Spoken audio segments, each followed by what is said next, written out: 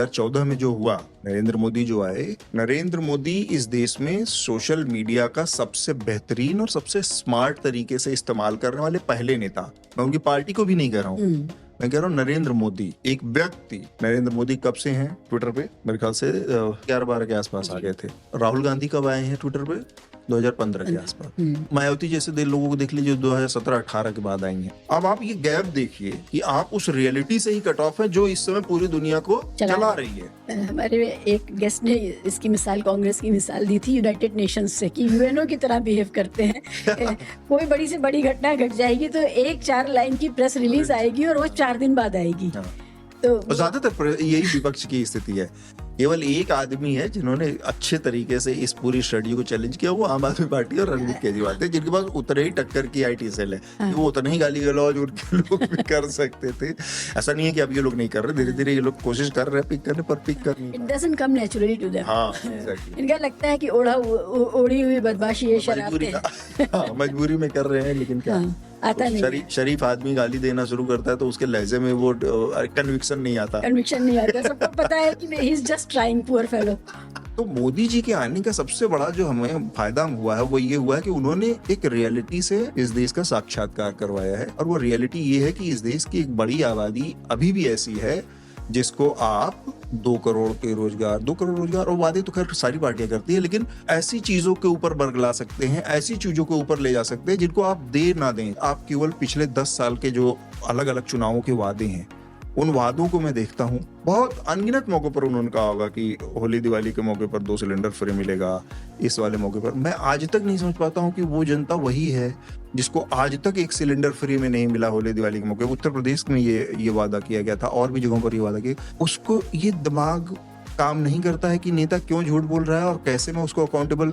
जनता को होली दिवाली या किसी धार्मिक त्योहार के ऊपर फ्री सिलेंडर चाहिए, ये बात कैसे पकड़ ली? ये बहुत ब्रिलियंस की बात है बीजेपी की, कि उसको ये पता था शिक्षा का वादा नहीं करना है, हमें रोजगार को लेकर के चिंता नहीं करनी है, हमें स्वास्थ्य का वादा नहीं करना है, हम हेलीकॉप्टर से फूल बरसाएंगे कुंभ में कांवड़ियों पर तो उससे मामला ठीक हो जाएगा, सेट हो जाएगा। तो ये जो जनता के अंदर का ये जो भाव था, इसको पकड़ा खूब है।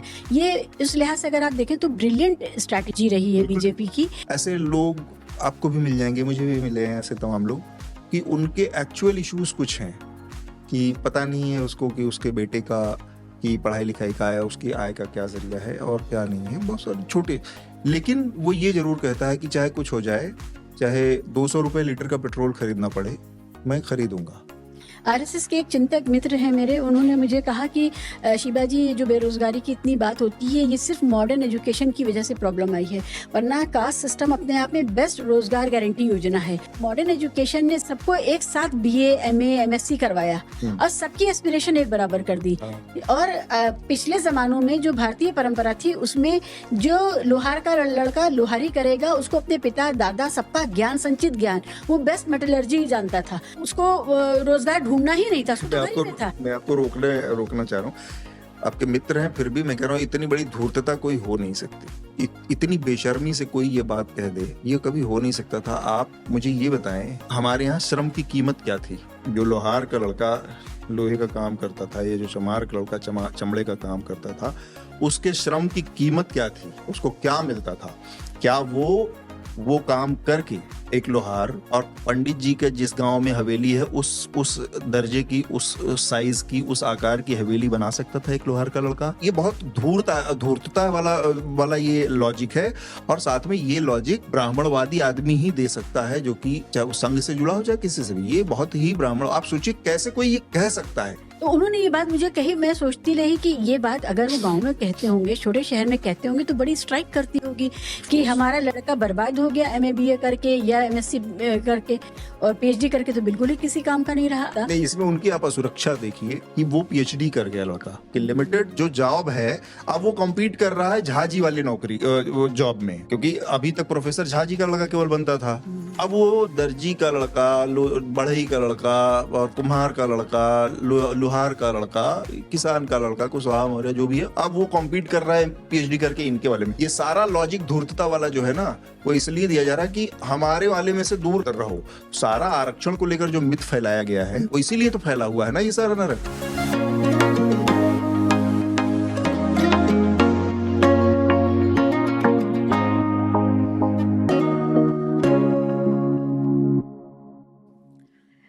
हम ऐसे देश में रहते हैं जहाँ साल भर चुनाव का मौसम रहता है और आप एक्सटेंसिवली चुनाव कवर कर रहे हैं। तो अतुल बताइए कि वो जो इस दौर का जो डिजिटल मीडिया है उसका जो चुनाव कवरेज है वो आप जब पहले चुनाव कवर कर रहे थे उसमें आपने क्या फ़र्क देखा? एक तो इन टर्म्स ऑफ टेक्नोलॉजी कुछ होगा, लेकिन लोगों के रुझान में क्या फ़र्क आया है आज से 10 साल, 12 साल, 15 साल पहले का चुनाव कवरेज और आज का चुनाव कवरेज? थोड़ा सा लंबा इसका वो है जवाब, लेकिन उससे पहले मैं जो भी ये पॉडकास्ट सुनने वाले, देखने वाले लोग हैं, उन सब लोगों को बता दूं कि ये एनिवर्सरी एडिशन है इस पॉडकास्ट का, तो आप लोगों को विशेष तौर पर इसको देखना चाहिए और इस पॉडकास्ट को आपका समर्थन ज़्यादा उससे मिलना चाहिए। आज ही के दिन हमने शुरू किया था। तो thank you for inviting me Shiva.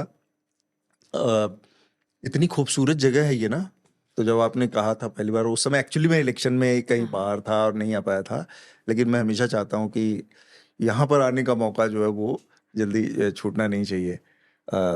ये जो घर है, इसकी जो छत है, उसका जो नज़ारा है वो बताया नहीं जा सकता, इसलिए मैं बताऊंगा नहीं। इसको केवल फील किया जा सकता है जो लोग, जिनको वहाँ पर पहुँचकर बैठने की, देखने की एक्सेस हो, उनको अपनी निगाहों में समेटने की।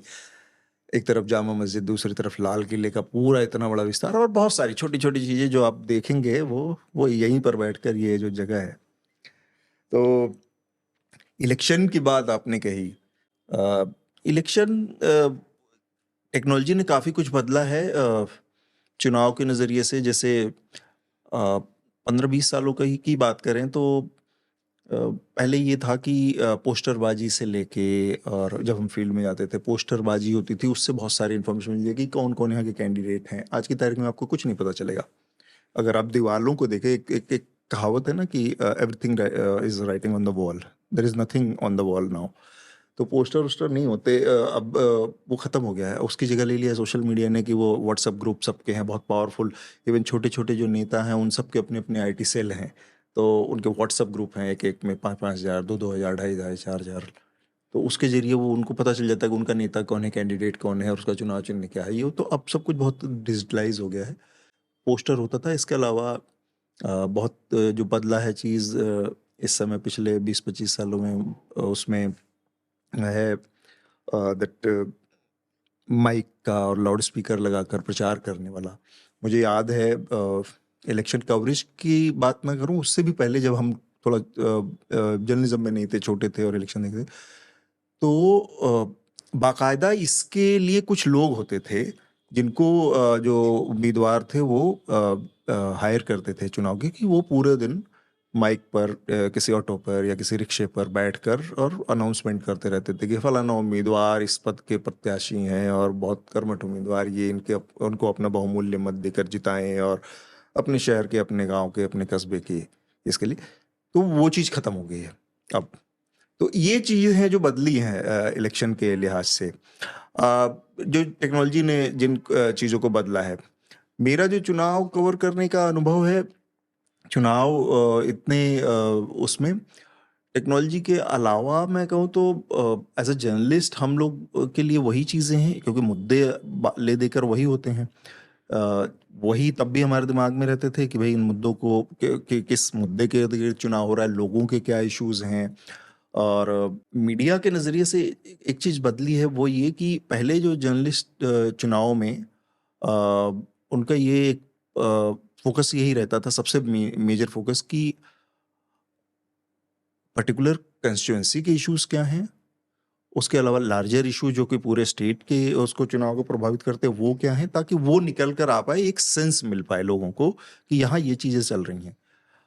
अभी चाहे आप प्रेशर कहें या फाइनेंशियल प्रेशर कहें, कुछ और कहें, बहुत सारा मीडिया इश्यूज से इतर जो चीजें महत्व नहीं रखती हैं, जिन चीजों का कोई मतलब नहीं है, उस तरह की चीजों पे भी बहुत ज्यादा फोकस करता है, जैसे डिबेट शोज इलेक्शन पर, है ना।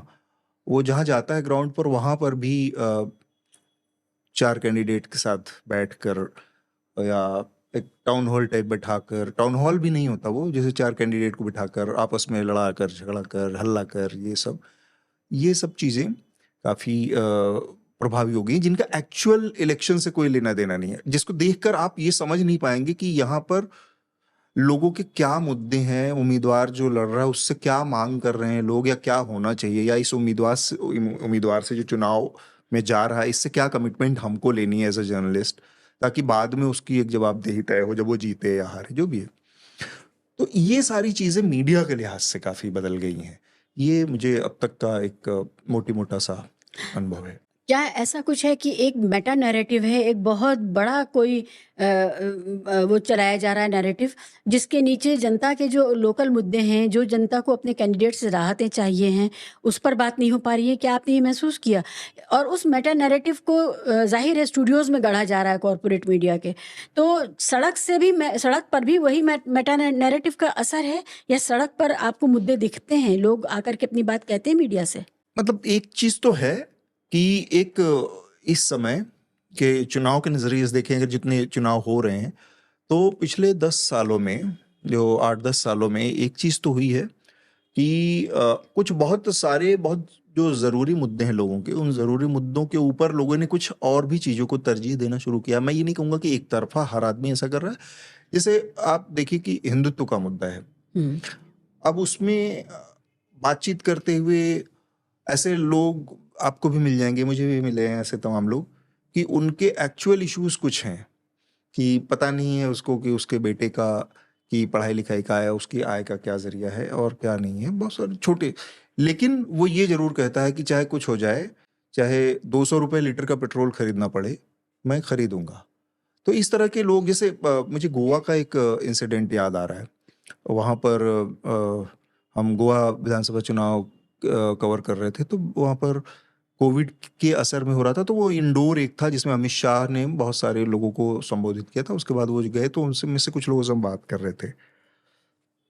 अब वहाँ पर कुछ महिलाएं थी, ऑब्वियसली वो भाजपा के कार्यकर्ता लोग थे, लेकिन उनसे बातचीत में जब हमने करना शुरू किया तो उन्होंने कश्मीर की बात कही थी। मैंने पूछा कि आप लोगों को यहाँ पे गोवा में कश्मीर क्यों मुद्दा है, गोवा में क्यों कश्मीर मुद्दा है? गोवा में मुद्दा होना चाहिए कि यहाँ पर माइनिंग की बड़ी समस्या है, इलीगल माइनिंग हो रही है, कहीं आयरन ओर की माइनिंग का दिक्कत है, कहीं कोल की माइनिंग का दिक्कत है, कहीं जंगल कट रहे हैं, वो जो ये सब मुद्दे। कश्मीर की बात जो उन्होंने, आप कैसे उससे रिलेट करते?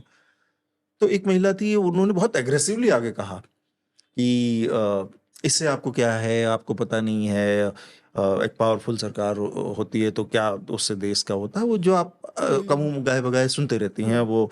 फिर उनका कहना था कि अगर ताकतवर सरकार नहीं होती, बीजेपी सबसे ताकतवर, और ये सरकार नहीं होती तो न्यूक्लियर टेस्ट नहीं कर पाती। अटल जी के टाइम में पहली बार हम लोग न्यूक्लियर पावर बने। तो मैंने उनको थोड़ा सा और वो कुरेदने के लिए मैंने कहा, पर न्यूक्लियर टेस्ट तो इंदिरा गांधी के टाइम पे हुआ था, 1973-74 में कर दिया था उन्होंने, तो ये कैसे आपको पता कि भारत ने पहली बार न्यूक्लियर टेस्ट इसमें किया? कह नहीं नहीं, वो सब तो झूठी बात थी, वो तो फैलाई हुई बातें थी। तो झूठ को झूठ बनाना, मतलब झूठ के ऊपर एक सच को झूठ साबित करना, ये इस स्तर तक की चीजें चल रही है। ये तो एक पक्ष हुआ इसका। इमीडिएटली इस चीज को एक तीसरा आदमी सुन रहा था और वो बहुत एग्रेसिवली आके फिर हमें हाउंड करने लगा कि तुम लोग देशद्रोही हो, ये हो, वैसे हो, यहाँ से निकल जाना चाहिए तुम लोग, उसने। और एक थोड़ा सा पैट्रियार्कल मर्दवादी भी समाज है, तो वो उस महिला को डिक्टेट करने लगा कि तुम किससे बात करोगी, किससे नहीं करोगी, निकलो यहाँ से, इन लोगों से बात नहीं करना है तुमसे, कितनी बार, तुम क्यों बात कर रहे हो, ये करके वो सच और लेके जाए। तो ये चीजें हैं कि कुछ चीजें लोगों के बहुत जो जरूरी मुद्दे हैं उसके ऊपर हावी हैं। तो उसमें जैसे ये नेशनलिज्म का मुद्दा पिछले, या नरेंद्र मोदी की जो लोकप्रियता का इशू है, वो इस समय कुछ लोगों के ऊपर बहुत हावी है। अब वो दिखता है एक नैरेटिव के रूप में कि लोग अपने स्थानीय, अपने बहुत जरूरी जो इमीडिएट मुद्दे हैं, जिनसे उनका फ्यूचर सीधे जुड़ा हुआ है, उसके ऊपर ऐसे गैर जरूरी मुद्दों के ऊपर कह रहे। जो कि उनकी जिंदगी को बहुत ज्यादा ना तो बेहतर कर रहे हैं ना प्रभावित कर सकते हैं किसी तरीके से। सपोज काशी का कॉरिडोर बनना है, अब प्रधानमंत्री वहां 20 बार जा रहे हैं, ये कर रहे हैं, ये कर रहे हैं, लेकिन मुझे नहीं लगता कि वो आदमी जो बुलंदशहर में बैठा उसका उससे कोई लेना देना है, लेकिन वो उसको ही विकास मान के और उसी से रिलेट कर रहा है। तो ये एक किस्म की चीज हुई है। ये किस एज ग्रुप के लोग थे जिनसे आपने बात करी? उसमें सारे तरह के लोग हैं। ये मुझे महिला तो किस एज ग्रुप की थी? ये मेरे ख्याल से 30 से 35 साल के बीच के एज ग्रुप की थी। तो यानी कि जो हमारा इमीडिएट पास्ट जो रियलिटी है वो भी उनको नहीं पता थी कि इंदिरा गांधी नहीं ने पता है, अ, नहीं पता है।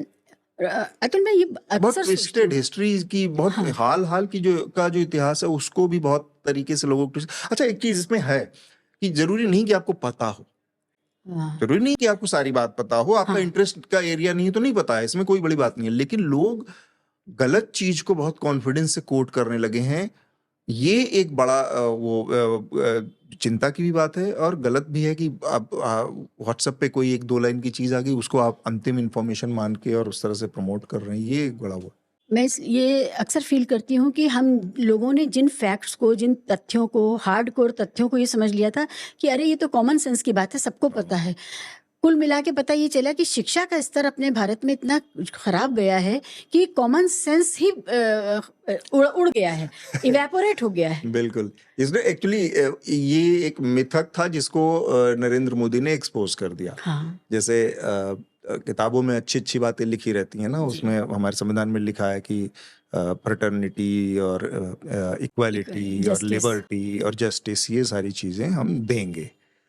अब आप इस देश में उत्तर प्रदेश में चले जाइए कहीं और टोपी और दाढ़ी रख के और किसी पुलिस स्टेशन में चले जाइए और बताइए कि आपके साथ ऐसा हुआ है, एक बीजेपी के नेता ने आपके साथ चले सरे राह ऐसे बदतमीजी की है, मैं एक FIR दर्ज कराने आया हूँ, मुझे न्याय चाहिए। तो आपको समझ में आ जाएगा कि वो किताब में लिखी बात जस्टिस कितना जमीन पर उतरी है। तो ऐसे ही जमीन पर बहुत सारी जो चीजें हैं वो कितना उतरती हैं कितना नहीं, ये अपने आप में एकदम ही बेमानी। तो नरेंद्र मोदी ने उस चीज को एक्सपोज कर दिया। बेसिकली ओवरऑल एक बड़ा हिस्सा समाज का ऐसा ही था हमारा, जो मिथकों में विश्वास करता था, जो अंधविश्वासों में यकीन करता था। 60-70 सालों में एक अच्छी चीज जो हिंदुस्तान के साथ हुई थी, और मैं हमेशा बहुत गर्व से फील करता हूं कि बंटवारा इस देश का हुआ था, 2 देश बने थे। पाकिस्तान इस मामले में बहुत अनलकी रहा, हम लोग इस मामले में बहुत लकी रहे कि कुछ बहुत दूरदर्शी और स्टेट्समैन टाइप लोग मिले। तो आज की तारीख में आप देखेंगे, अगर वो जो लोग थे जिन्होंने उस समय गाइड किया, जब एकदम एक पैदा हुआ देश था, उसका कॉन्फिडेंस लेवल बहुत दूसरे स्तर का था, और वो कॉन्फिडेंस जो वो देकर गए थे उसकी वजह से वो कॉन्फिडेंस लगातार प्रिवेल करता रहा। पॉलिटिक्स गंदी अच्छी बुरी उसमें मैं जा ही नहीं रहा हूँ, हर पॉलिटिक्स करप्शन होगा, नेता अपनी अपनी लिमिट्स हैं, बुराइयां होंगी वो, लेकिन एक स्टेट्समैन जो देकर गया, एक कल्चर जो देकर गया, एक जो सिस्टम कंटिन्यू कर रहा था, उसमें उसने एक किस्म का कॉन्फिडेंस हिंदुस्तानियों को दिया है। आज आप देख लीजिए, बहुत छोटी सी चीज, एक मैच हो रहा था अभी भारत पाकिस्तान का मैच, अब मैं देख रहा हूँ उसमें मैं थोड़ा साइकी को समझने की कोशिश कर रहा हूँ। मैं बहुत सारे पाकिस्तानी यूट्यूबर्स और प्रोग्राम्स को फॉलो करता हूँ, they are very progressive something.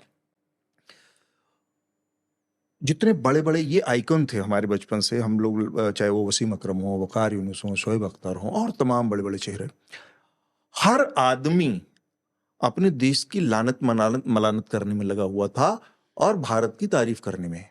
ये तो आइकॉन्स की बात करें, लोकल लोग जो वहां के थे, स्थानीय लोग, वो भारत ऐसा है, भारत की। तो ये जो कॉन्फिडेंस खत्म हो गया है ना, वो कॉन्फिडेंस नहीं है बचा, वो इसलिए है क्योंकि आपने जब शुरुआत जहां से की थी, उस शुरुआत के बाद जो गाइडेंस थी, जो रास्ता दिखाने वाली चीज थी, वो नहीं थी। तो लोग तो ऐसे ही थे, लोग अनपढ़ थे, लोग गरीब थे, लोग बहुत सारी चीजों में बहुत कम, यूरोप के मुकाबले हिंदुस्तान पिछड़ा हुआ था, ये सारी चीजें थी। लेकिन जो लीडरशिप थी वो ऐसी नहीं थी, उसको पूरी दुनिया का पता था कि पूरी दुनिया में क्या चल रहा है, और वो उसके अंदर ये कॉन्फिडेंस था कि वो पूरी दुनिया से, गांधी के अंदर ये ताकत थी, महात्मा गांधी के अंदर, कि वो धोती पहनकर जा सकते थे राउंड टेबल पे।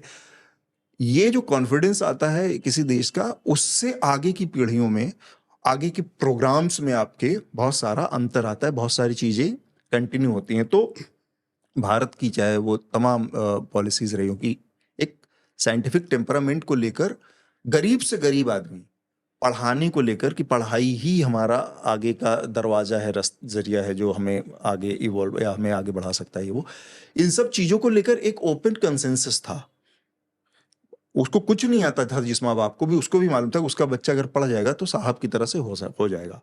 साइंटिफिक टेम्परामेंट की बात थी, ये सारी चीजें थी कम हो गई, तो उसको लोग मानते थे, उस पर अमल करने की कोशिश करते थे।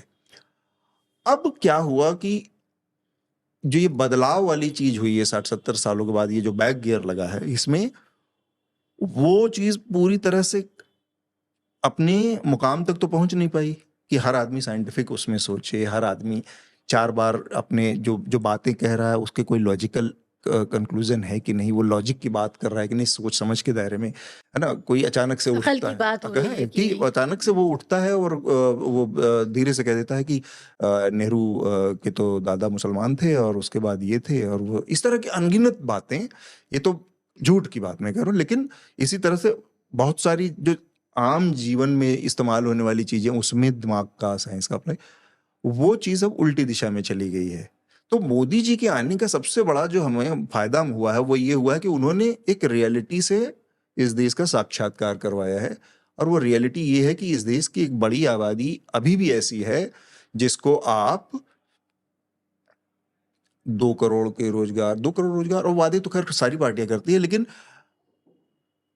ऐसी चीजों के ऊपर बरगला सकते हैं, ऐसी चीजों के ऊपर ले जा सकते हैं जिनको आप दे ना दें। जैसे कि आप छोटे छोटे, आप केवल पिछले 10 साल के जो अलग अलग चुनावों के वादे हैं, उन वादों को मैं देखता हूं तो अमित शाह के या नरेंद्र मोदी के चुनावी भाषणों को मैं पढ़ता हूं, बहुत अनगिनत मौकों पर उन्होंने कहा होगा कि होली दिवाली के मौके पर 2 सिलेंडर फ्री मिलेगा, इस वाले मौके पर। मैं आज तक नहीं समझ पाता हूं कि वो जनता वही है जिसको आज तक 1 सिलेंडर फ्री में नहीं मिला होली दिवाली के मौके। उत्तर प्रदेश में ये वादा किया गया था, और भी जगहों पर ये वादा किया।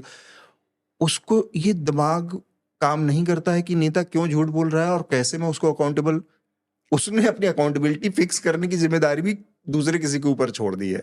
एक चीज और है कि जनता को होली दिवाली या किसी धार्मिक त्योहार के ऊपर फ्री सिलेंडर चाहिए, ये बात कैसे पकड़ ली, इस साइकोलॉजी को कैसे पकड़ा गया, ये बहुत ब्रिलियंस की बात है बीजेपी की, कि उसको ये पता था कि हमें शिक्षा का वादा नहीं करना है, हमें रोजगार को लेकर के चिंता नहीं करनी है, हमें स्वास्थ्य का वादा नहीं करना है।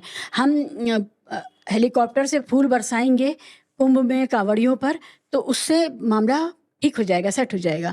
तो ये जो जनता के अंदर का ये जो भाव था, इसको पकड़ा खूब है। ये इस लिहाज से अगर आप देखें तो ब्रिलियंट स्ट्रैटेजी रही है बीजेपी की, कि उनको पता था कि हमारी जनता और हमारा जो पब्लिक एजुकेशन सिस्टम है वो उसने डिलीवर नहीं किया है।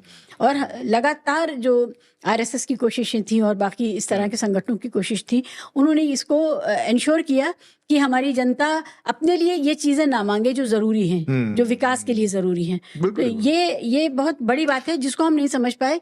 और हमें ये भी नहीं पता चला कि जो बहुत कॉमन सेंस की बात है, अब जैसे आपने कहा कि नेहरू के दादा मुसलमान थे, फिरोज गांधी को फिरोज खान कहने लगे लोग। हमें ये लगता था ये तो कॉमन सेंस की बात है। हाँ, संजय गांधी के पिताजी।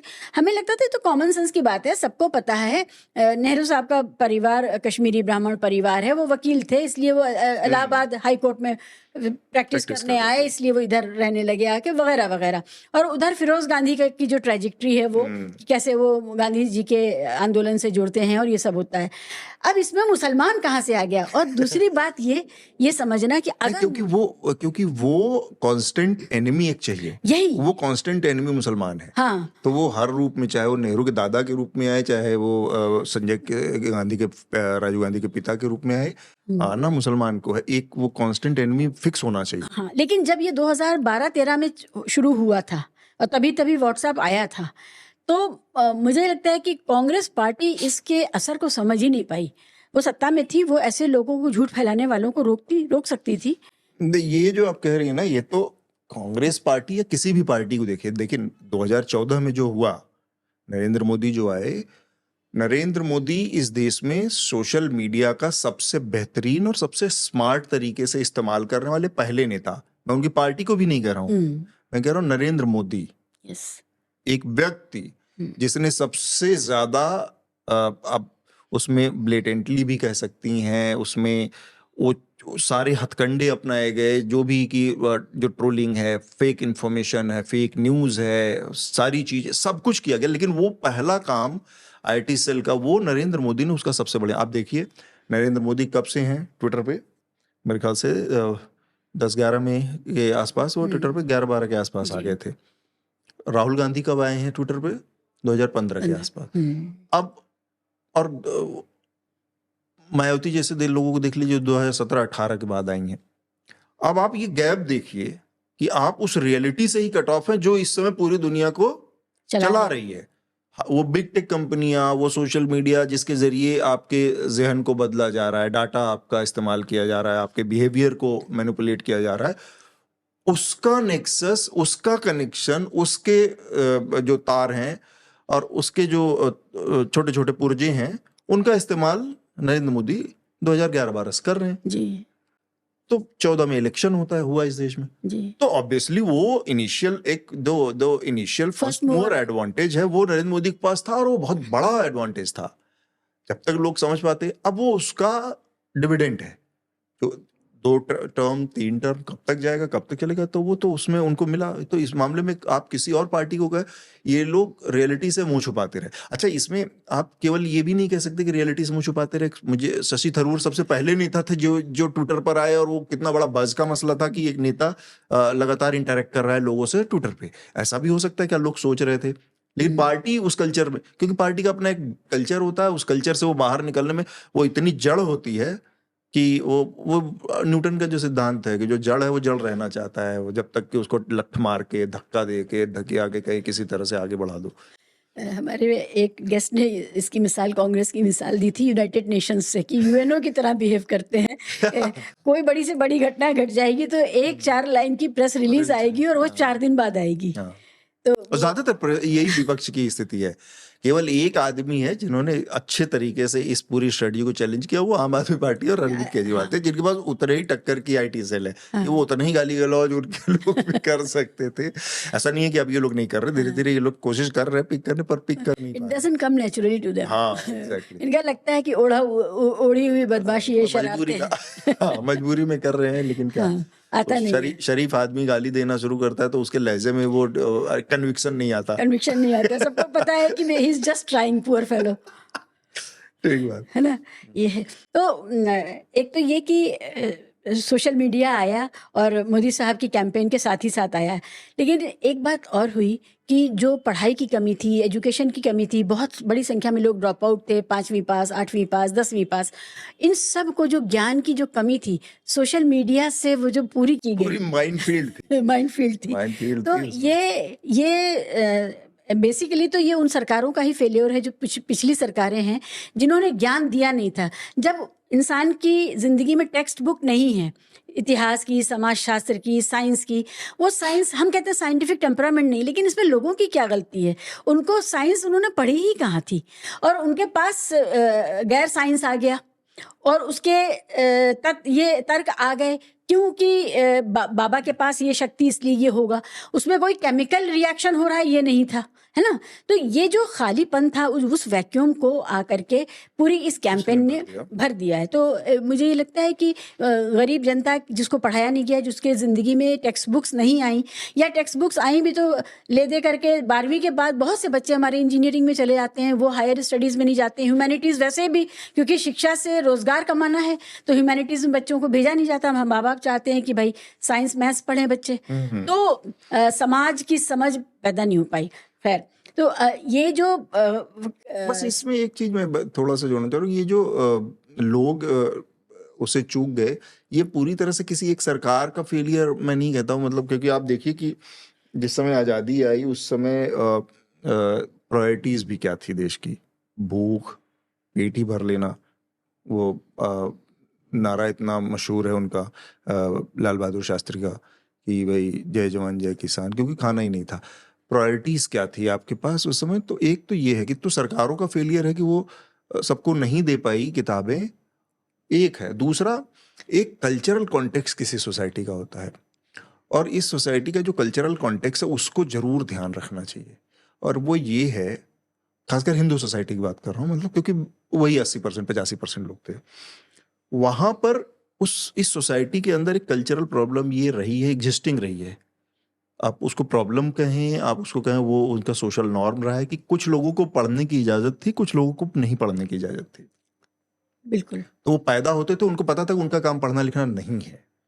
कुछ लोगों को लगता था कि उनका काम किसानी है, कुछ लोग का लगता था कि उनका काम गौपालन है, कुछ लोगों को लगता था उनका काम उनकी मजदूरी है, कुछ लोगों को लगता था उनका पैर धुलना उनका काम है, उनके खेत काटना उनका काम है, कुछ लोगों को लगता था कि पढ़ के ज्ञान देना उनका काम है। ये एक कल्चरल कॉन्टेक्स्ट है 3-4 हजार सालों का।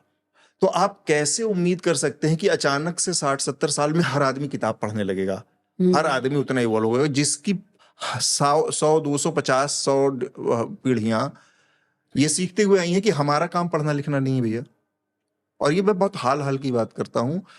आप प्रोफेसर तुलसीराम JNU के थे, आपने नाम सुना होगा, उन्होंने मुर्दहिया लिखी है। मुर्दहिया जी मेरे मित्र थे। अब बताइए, अब मुर्दहिया में उन्होंने जो बात लिखी है, कितनी अच्छी बात है कि जब ये बहुत ब्रिलियंट थे पढ़ने में, बहुत ही मेधावी थे, तो जब 5वीं के बाद पढ़ने की बात आई, तो जो उनके गांव के ब्राह्मण थे और ठाकुर थे, उन्होंने क्या क्या कहानियां फैलानी शुरू की कि ज्यादा पढ़ने से आदमी का दिमाग खराब हो जाता है, आदमी पागल हो जाता है, और ये सब इससे क्या होगा कि फिर वो एक समय के बाद ये आदमी पागल वागल हो जाएगा, तो हाथ से निकल जाएगा और किसी काम का नहीं रहेगा। ये तरीके थे समाज के पांव में बेड़ी डालने के, क्योंकि उसको मालूम है कि ये चमार का लड़का है, इसको खेत में इसको से तो खेत कटवाना है, मजदूर कहाँ से आएगा। ये एक कॉन्टेक्स्ट है। तो उस कल्चरल कॉन्टेक्स्ट में आप अचानक से सोचें कि 100% क्वालिफिकेशन आ जाएगी, नहीं आएगी। उसके लिए पॉलिटिकल प्रयास पॉलिटिकल लेवल पे होंगे, सोशल लेवल पे होंगे। तो इसलिए मैं कहता हूँ कि ये केवल किसी एक सरकार के मत्थे, कांग्रेस की बहुत सारी विफलताएं हैं इस देश में, पर ये कह देना कि किताब नहीं दे पाए इसलिए लोग पढ़ नहीं पाए, इसलिए आज मोदी आ गया, तो ये मुझे लगता है बहुत सरलीकरण है। इतना सरल नहीं होता है चीजों को। मोदी के लिए एक रेडीमेड माइनफील्ड थी, जहां पर प्रचुरता में उस संसाधन मौजूद थे, जिसका इस्तेमाल नरेंद्र मोदी ने किया। वो 7वीं 8वीं फेल जिनका आप बात करें, एक बहुत बड़ी संख्या, बड़ी आबादी थी जो कम पढ़ी लिखी थी, जिसका इतना दिमाग, जिसके पास इतना वो है कि वो व्हाट्सएप के मैसेज खोल सकती है, पढ़ सकती है, और उसी को वो इतिहास मान सकती है। तो वो सही टाइम पे सही जगह पर नरेंद्र मोदी ने हमला किया, स्ट्राइक किया, और उनके फेवर में काम कर गया। ये बहुत ज़रूरी बात आपने लाई है सामने कि पूरे समाज में एक छोटा सा मिनी स्कूल था जिसको पढ़ने की इजाजत थी, या माना जाता था उसको पढ़ना है, बाकी सबको तो दूसरे काम डेलीगेटेड थे। तो पैदाइश के साथ आपको वो काम करने थे। आपके जिस घर में आप पैदा हुए हैं उसके साथ वो काम जुड़ा हुआ था। आप ये देखिए कि आपके गुण पे ही नहीं, पे कोई काम नहीं आप करते थे। आप तेली के घर में पैदा हुए तो आप तेल पेरेंगे, जातियां कैसे, चमार घर में पैदा हुए तो आप चमड़ा छीलेंगे। तो आप ये देखिए ना, उनके लिए काम तय था, और वही वो हजारों साल से करते आ रहे थे। RSS के एक चिंतक मित्र हैं मेरे, उन्होंने मुझे कहा कि शिवाजी, ये जो बेरोजगारी की इतनी बात होती है, ये सिर्फ मॉडर्न एजुकेशन की वजह से प्रॉब्लम आई है, वरना कास्ट सिस्टम अपने आप में बेस्ट रोजगार गारंटी योजना है। घर से ही बच्चे को पता है, और बच्चा सालों की ये आपके मित्र RSS में है? RSS में है, झा साहब हैं, बिहार से हैं, और थिंक टैंक चलाते हैं वो। तो उन्होंने ये बात कही कि ये मॉडर्न एजुकेशन ने सबको एक साथ BA MA MSc करवाया, और सबकी एस्पिरेशन एक बराबर कर दी। और पिछले जमानों में जो भारतीय परंपरा थी, उसमें जो लोहार का लड़का लोहारी करेगा, उसको अपने पिता दादा सबका ज्ञान, संचित ज्ञान, वो बेस्ट मेटलर्जी जानता था, वो उसको रोजगार ढूंढना ही नहीं था, उसको तो घर ही में था। मैं आपको रोकना चाह रहा हूँ। आपके मित्र हैं, फिर भी मैं कह रहा हूँ इतनी बड़ी धूर्तता कोई हो नहीं सकती, इतनी बेशर्मी से कोई ये बात कह दे, ये कभी हो नहीं सकता था। आप मुझे ये बताएं कि हमारे यहाँ श्रम की कीमत क्या थी। जो लोहार का लड़का लोहे का काम करता था, ये जो चमार का लड़का चमड़े का काम करता था, उसके श्रम की कीमत क्या थी, उसको क्या मिलता था? क्या वो काम करके एक लोहार और पंडित जी के जिस गांव में हवेली है, उस दर्जे की, उस साइज की, उस आकार की हवेली बना सकता था एक लोहार का लड़का? एक कुम्हार का लड़का उनके मुकाबले का कोठी बना सकता था?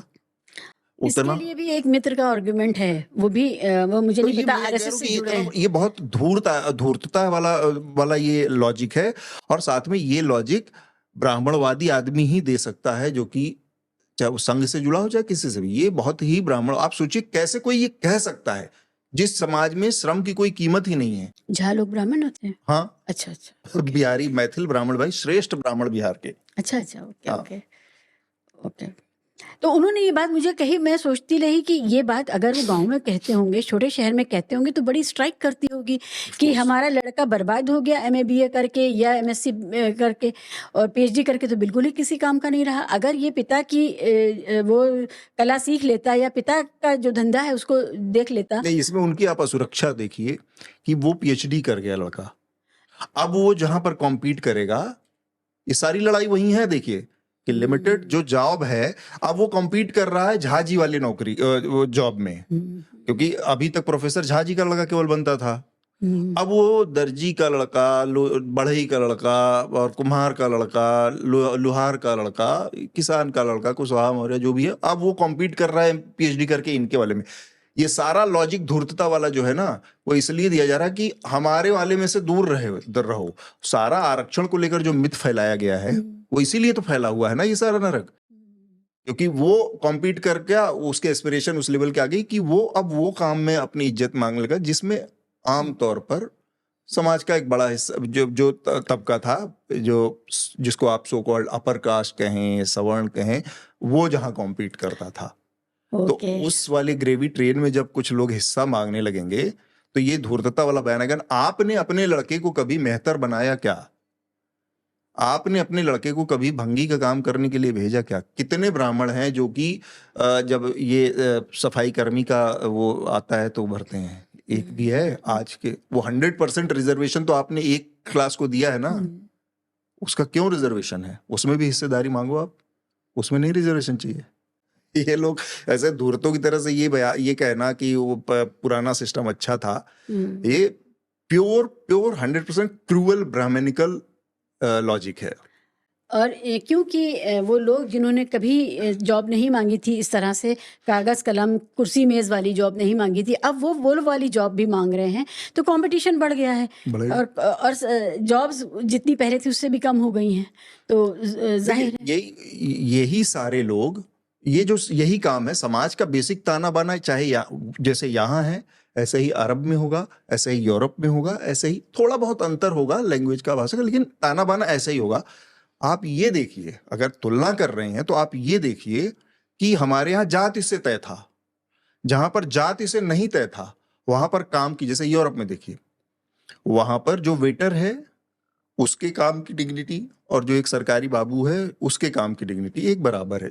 जो सफाई कर्मी वहां का है उसके काम की डिग्निटी और एक जो सो कॉल्ड किसी एग्जीक्यूटिव किसी कॉर्पोरेट कंपनी में काम कर रहा है उसके काम की डिग्निटी एक बराबर मानिए आप, क्योंकि वो पैदाइश से नहीं जुड़ा है, उसने वो अर्न किया है और उसके काम की डिग्निटी के हिसाब से उसको पे मिलता है। यहाँ पे आपने पैदाइश के साथ जोड़ दिया कि आपको और कुछ करना ही नहीं है, आप इस घर में पैदा हुए हो, आपको इसी लाइन पे जाना है, और आप कितने भी काबिल हो हम मानेंगे नहीं, हम मानेंगे नहीं, उसके लिए आपको और कोई स्पेस नहीं है। तो फिर आप किस समानता की और किस उसकी बात करते हैं कि बहुत अच्छा था पुराना समय? गांव और छोटे इलाकों में, छोटे कस्बों में क्या ये चेतना है लोगों के भीतर? अब तो बहुत आगे इतने पॉलिटिकल मूवमेंट हो गए, अब तो बहुत हो गया है। आप देखिए एकदम ये जो पॉलिटिकल पार्टियों के जो सफलता होती है वो कोई स्विच ऑन स्विच ऑफ तो होता नहीं है, वो तो टाइम फ्रेम में आज से 30 साल पहले आप देखेंगे तो जो दलितों की स्थिति थी और आज जो उसका आवाज है, चाहे ओबीसी की स्थिति थी जो 90 के आसपास थी और आज जो है लालू मुलायम इनके उत्कर्ष के बाद या साउथ में तमाम, वो तो है ना, वो आवाज है, वो लोग का रिप्रेजेंटेशन दिख रहा है और उस रिप्रेजेंटेशन की वजह से ही ये नए नए जुमले निकाले जा रहे हैं। इसी वो उसकी जो उपस्थिति है।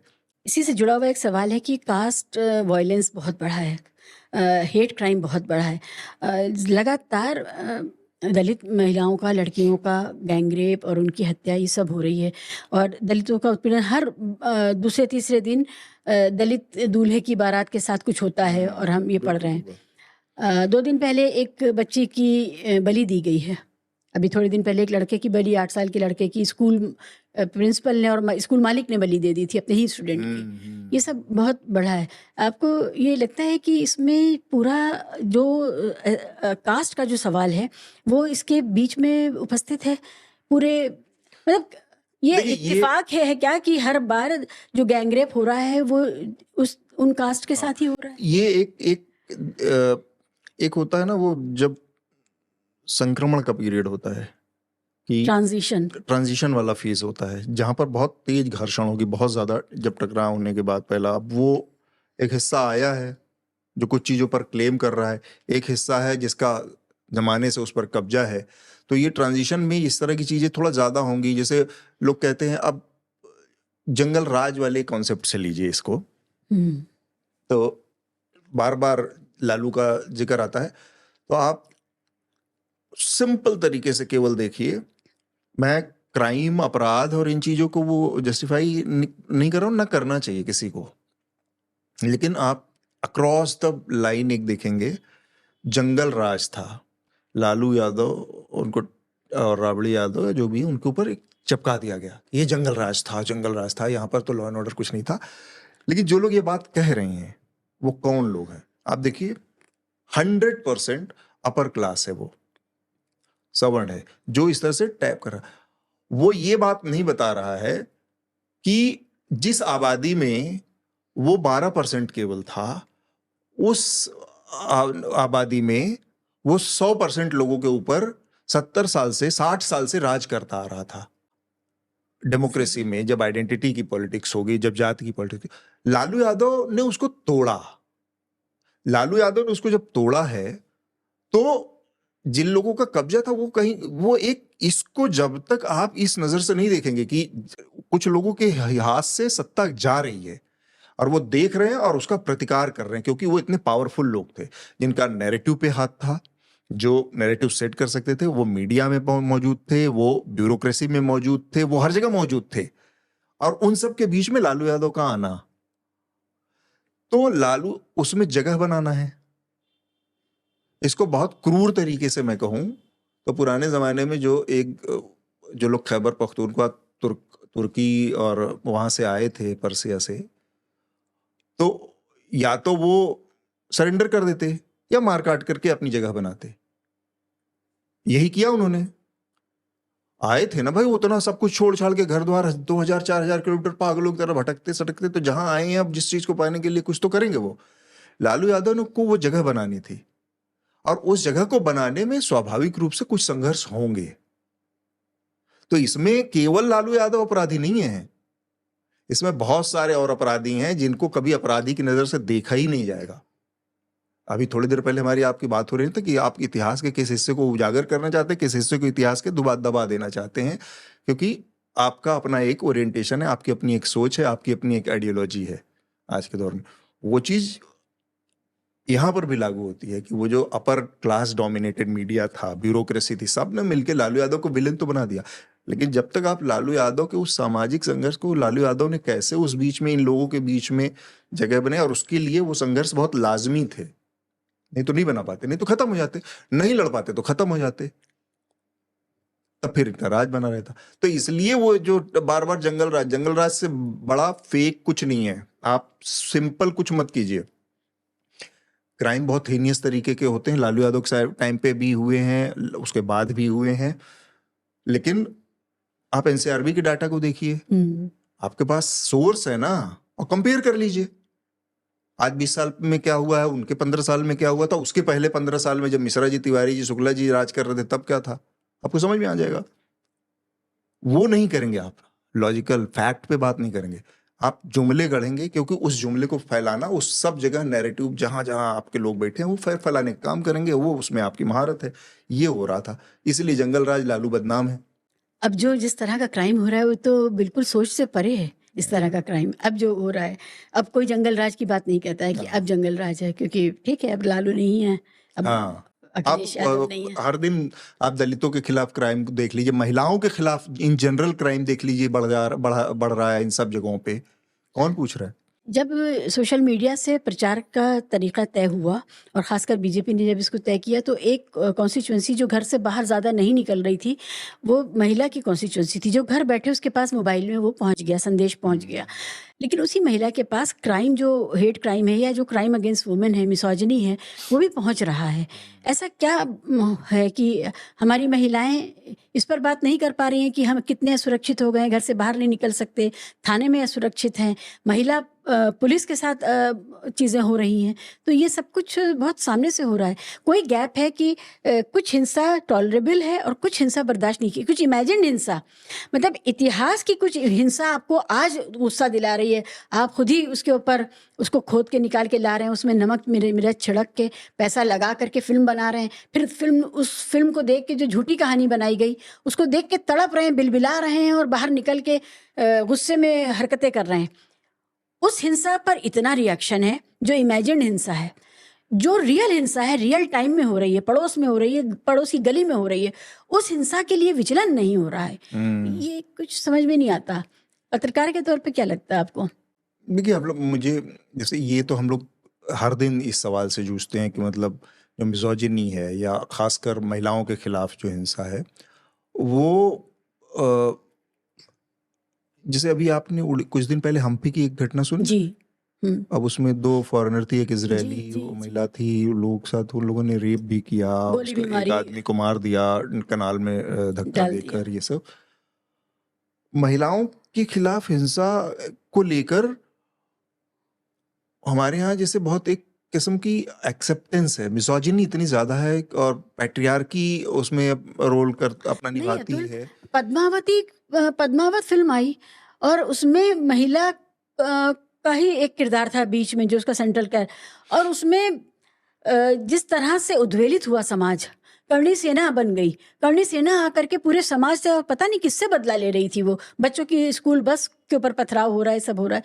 ये सब, ये तो महिला की, और अभी भी ये बात कही जाती है कि हमारी बहन बेटियों के साथ ये हुआ था पर इतना गुस्सा है, हो रहा है, उस पर पर नहीं है। गुस्सा क्यों नहीं है? अब मतलब इसका मैं मुझे लगता है कि इसका कोई जो थोड़ा इसको सोशल साइंस को और थोड़ा एंथ्रोपोलॉजिकली इन चीज़ों को समझने की जिसने कोशिश की हो महिलाओं के मुद्दे को, वो थोड़ा ज़्यादा बेहतर बता पाएगा। क्योंकि मैं इसको बस बहुत सिंपल तरीके से यही देखता हूँ कि महिलाओं को जो भारतीय समाज या आप पूरे इस सब कॉन्टिनेंट की बात करें तो यहाँ पर अ, हर जगह करीब करीब ये रहा होगा, लेकिन हमारे यहाँ मुझे लगता है कि थोड़ा ज़्यादा है कि महिलाओं को पैट्रोनाइज करने की चीज़ के तौर पर देखा गया है, उसको कमज़ोर उसके तौर पर देखा गया है। मणिपुर में देखिए कितनी बड़ी घटना हुई, देश को कोई फर्क नहीं पड़ा क्योंकि वो कुकी महिलाएं थी। अभी जो हिंसा हो रही है वो दलित महिलाओं के साथ हो रही है मोस्टली। तो ये क्या सिर्फ इसलिए कि वो अपर कास्ट नहीं है इसलिए नहीं, ये इसमें acceptable है? देखिए सबसे क्या इसमें काम एक ही साइकी करती है कि कमजोर कौन है, कमजोर कौन है जिसके साथ दलित ऑब्वियसली उनको जो भी इस तरह के लोग हैं या तो क्रिमिनल माइंड के लोग, वो कमजोर को टारगेट करना इस बेसिक साइकी का हिस्सा है। तो वो वहां से आती होगी। प्लस पैट्रियार्की बहुत गंदे रूप में यहाँ पर एग्जिस्ट करती है महिलाओं को। आप देखिए सोशल मीडिया पर, आप छोटी सी बात किसी महिला ने कह दी हो, उसको जिस तरह से लोग वो करते हैं, कॉन्फ्रंट करते हैं, या उसके ट्रोलिंग होती है, गाली गलौज होती है, एक पुरुष के मुकाबले वो दूसरे ही लेवल का मुझे होता लगता है है। मेटा नैरेटिव के विरुद्ध जा करके महिला पॉलिटिशियंस, महिला विचारक, ये सब अब खामोश हो गई हैं। 2011 में जो निर्भया कांड में जो हम सब लोग थे और हमारे साथ बाकी सब लोग थे, हमने जेएनयू में शुरू किया था उस पूरे आंदोलन को और सब लोग आए थे। अभी क्या हुआ है, कितना भी जघन्य अपराध हो जाए, वो वही महिला नेत्रियां अभी भी हमारे बीच मौजूद हैं, वो चुप रहती हैं। लेकिन देखिए ये रुकने वाली चीज नहीं है। ये जो चीज है ना कि जो महिलाओं का जो सशक्तिकरण पिछले कुछ सालों में हुआ है, या जो उनके अंदर की जागरूकता है, जो टेक्नोलॉजी से उनका अवेयरनेस है, काम काज में उनकी बढ़ती जो भागीदारी है, मसला वही है वहां पर भी कि जो आपके हिस्से में जब हिस्सेदारी मांग रहे हैं तो आपसे एक लड़ाई और संघर्ष पैदा हो रहा है। वो महिलाओं के साथ भी वही कि वो महिलाएं भी जब कॉम्पीट कर रही हैं तो वो संघर्ष हो रहा है। और महिलाओं के साथ दोहरी चीज होती है ना, वो कमजोर कि एक तो जेंडर का एक इशू आ जाता है। तो आप एक एक ऐसे में पला बड़ा जो आदमी होता है जिसको लगता है कि औरत से क्या है, जो इन जनरल आप बात करें किसी से बहस हो जाती है किसी आदमी की, अनगिनत मौकों पर ऐसा होता है। अरे औरतों आपसे क्या बात करें, हाँ। ये कोई लॉजिक है? औरतों नहीं तो बता देते। वो इनबिल्ड उसके दिमाग में है कि ये कमजोर है तो इससे नहीं बात करें। तो ये यहाँ से औरतों के खिलाफ हिंसा सड़कों को छोड़िए, जो घरों में होती है हिंसा अपने लोगों के जरिए, उस हिंसा का तो कोई रिकॉर्ड ही नहीं है। उसका क्या रिकॉर्ड है? 1000 में 2 महिलाएं जाके थाने में रिपोर्ट कराती होंगी, वो कोई रिकॉर्ड है?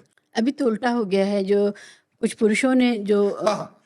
अब ये कितनी कितनी हास्यास्पद बात है कि ये कैंपेन इस देश में चल रहा है जहां पर हर प्रिविलेज्ड आदमी वो मर्द है, पुरुष है, और कैंपेन इस देश में चल रहा है कि वो पुरुष पीड़ित है और औरतें उनका वो कर रही हैं लेकिन शोषण। जिन कारणों से, जिन घटनाओं से ये कैंपेन आगे बढ़ रही है, उसमें कहीं ना कहीं पुरुष और उसके वो अपनी जान ले रहे हैं।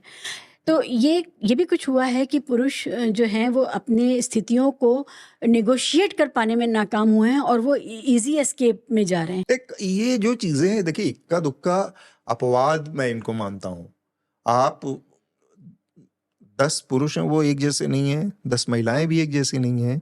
कहीं ना कहीं कुछ ये जो घटनाएं हैं, मैं इनको अपवाद मानता हूं कि किसी लड़की कहीं, भाई हर आदमी के पास अपना विवेक है ना, और ये कहीं लिखा तो है नहीं कि पुरुष ही हमेशा ज्यादा विद्वान होगा, ज्यादा समझदार होगा, ज्यादा डोमिनेंट होगा। महिला भी हो सकती है।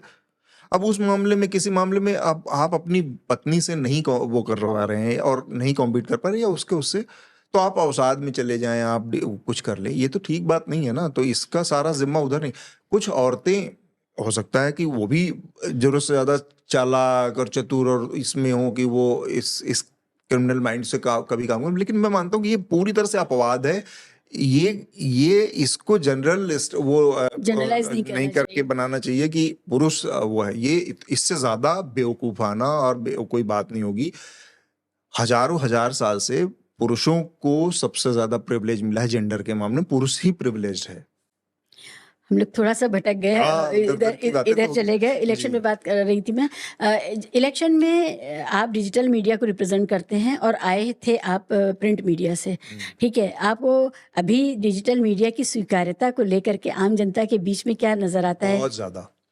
आप लोकसभा चुनाव ने बता दिया है कि डिजिटल मीडिया ही मेन स्ट्रीम मीडिया है, आज नहीं तो कल, कल नहीं तो परसों। और इसमें जितना जितना व्यूज, आप सबको छोड़िए, किसी भी बहुत बड़े बड़े चैनलों के व्यूज के उस पे जाइए, यूट्यूब चैनल पे, टीआरपी वारपी बड़ा फ्रॉड कुछ नहीं है। टीआरपी आपको नहीं पता कि कौन देख रहा है कौन नहीं देख रहा है। वो एक कंपनी बैठी हुई है, वो किसी को नंबर दे देती है, आज ये इस हफ्ते ये नंबर 1 है, कल वो हफ्ते 13-14 टीवी चैनल नंबर 1 चैनल हैं भारत हाँ। में।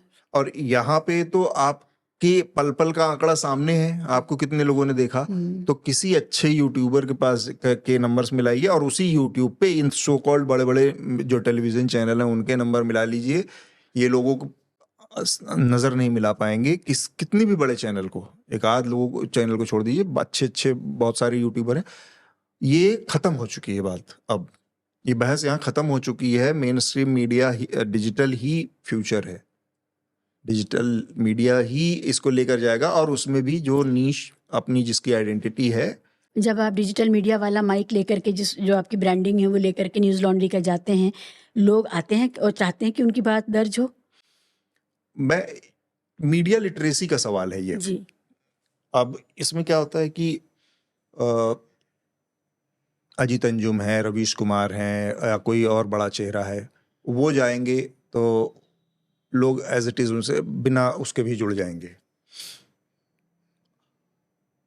कोई छोटा मोटा, सपोज मैं, तो मेरी उसके मुकाबले एक छोटी वो है जान पहचान या पहचान आप थोड़ा एलीट सर्किट में हैं। नहीं, मेरी कम पहचान नहीं तो रही, आप एलीट सर्किट में हैं। तो या लेकिन ऐसे भी हैं जो यूट्यूबर जो बहुत पॉपुलर हैं। अब तो जो लोकलाइजेशन हुआ है कि आज तक का मतलब बहुत बड़ा ब्रांड है, लेकिन जिसको आप दिल्ली में जो 150-200 बाकी चैनल है उसमें किसी का माइक लेके चले जाएं और एक जिले का अपना, जैसे अमरोहा न्यूज टाइप कोई है, मैं एक बात कह रहा हूँ, का जो यूट्यूबर है, 100% मैं गारंटी देता हूँ कि वो जो दिल्ली से गया है उससे ज्यादा उसकी फॉलोइंग है, उससे ज्यादा उसकी पहचान है, ज्यादा उसकी अंडरस्टैंडिंग है, समझ है, वो सब तो है ही है।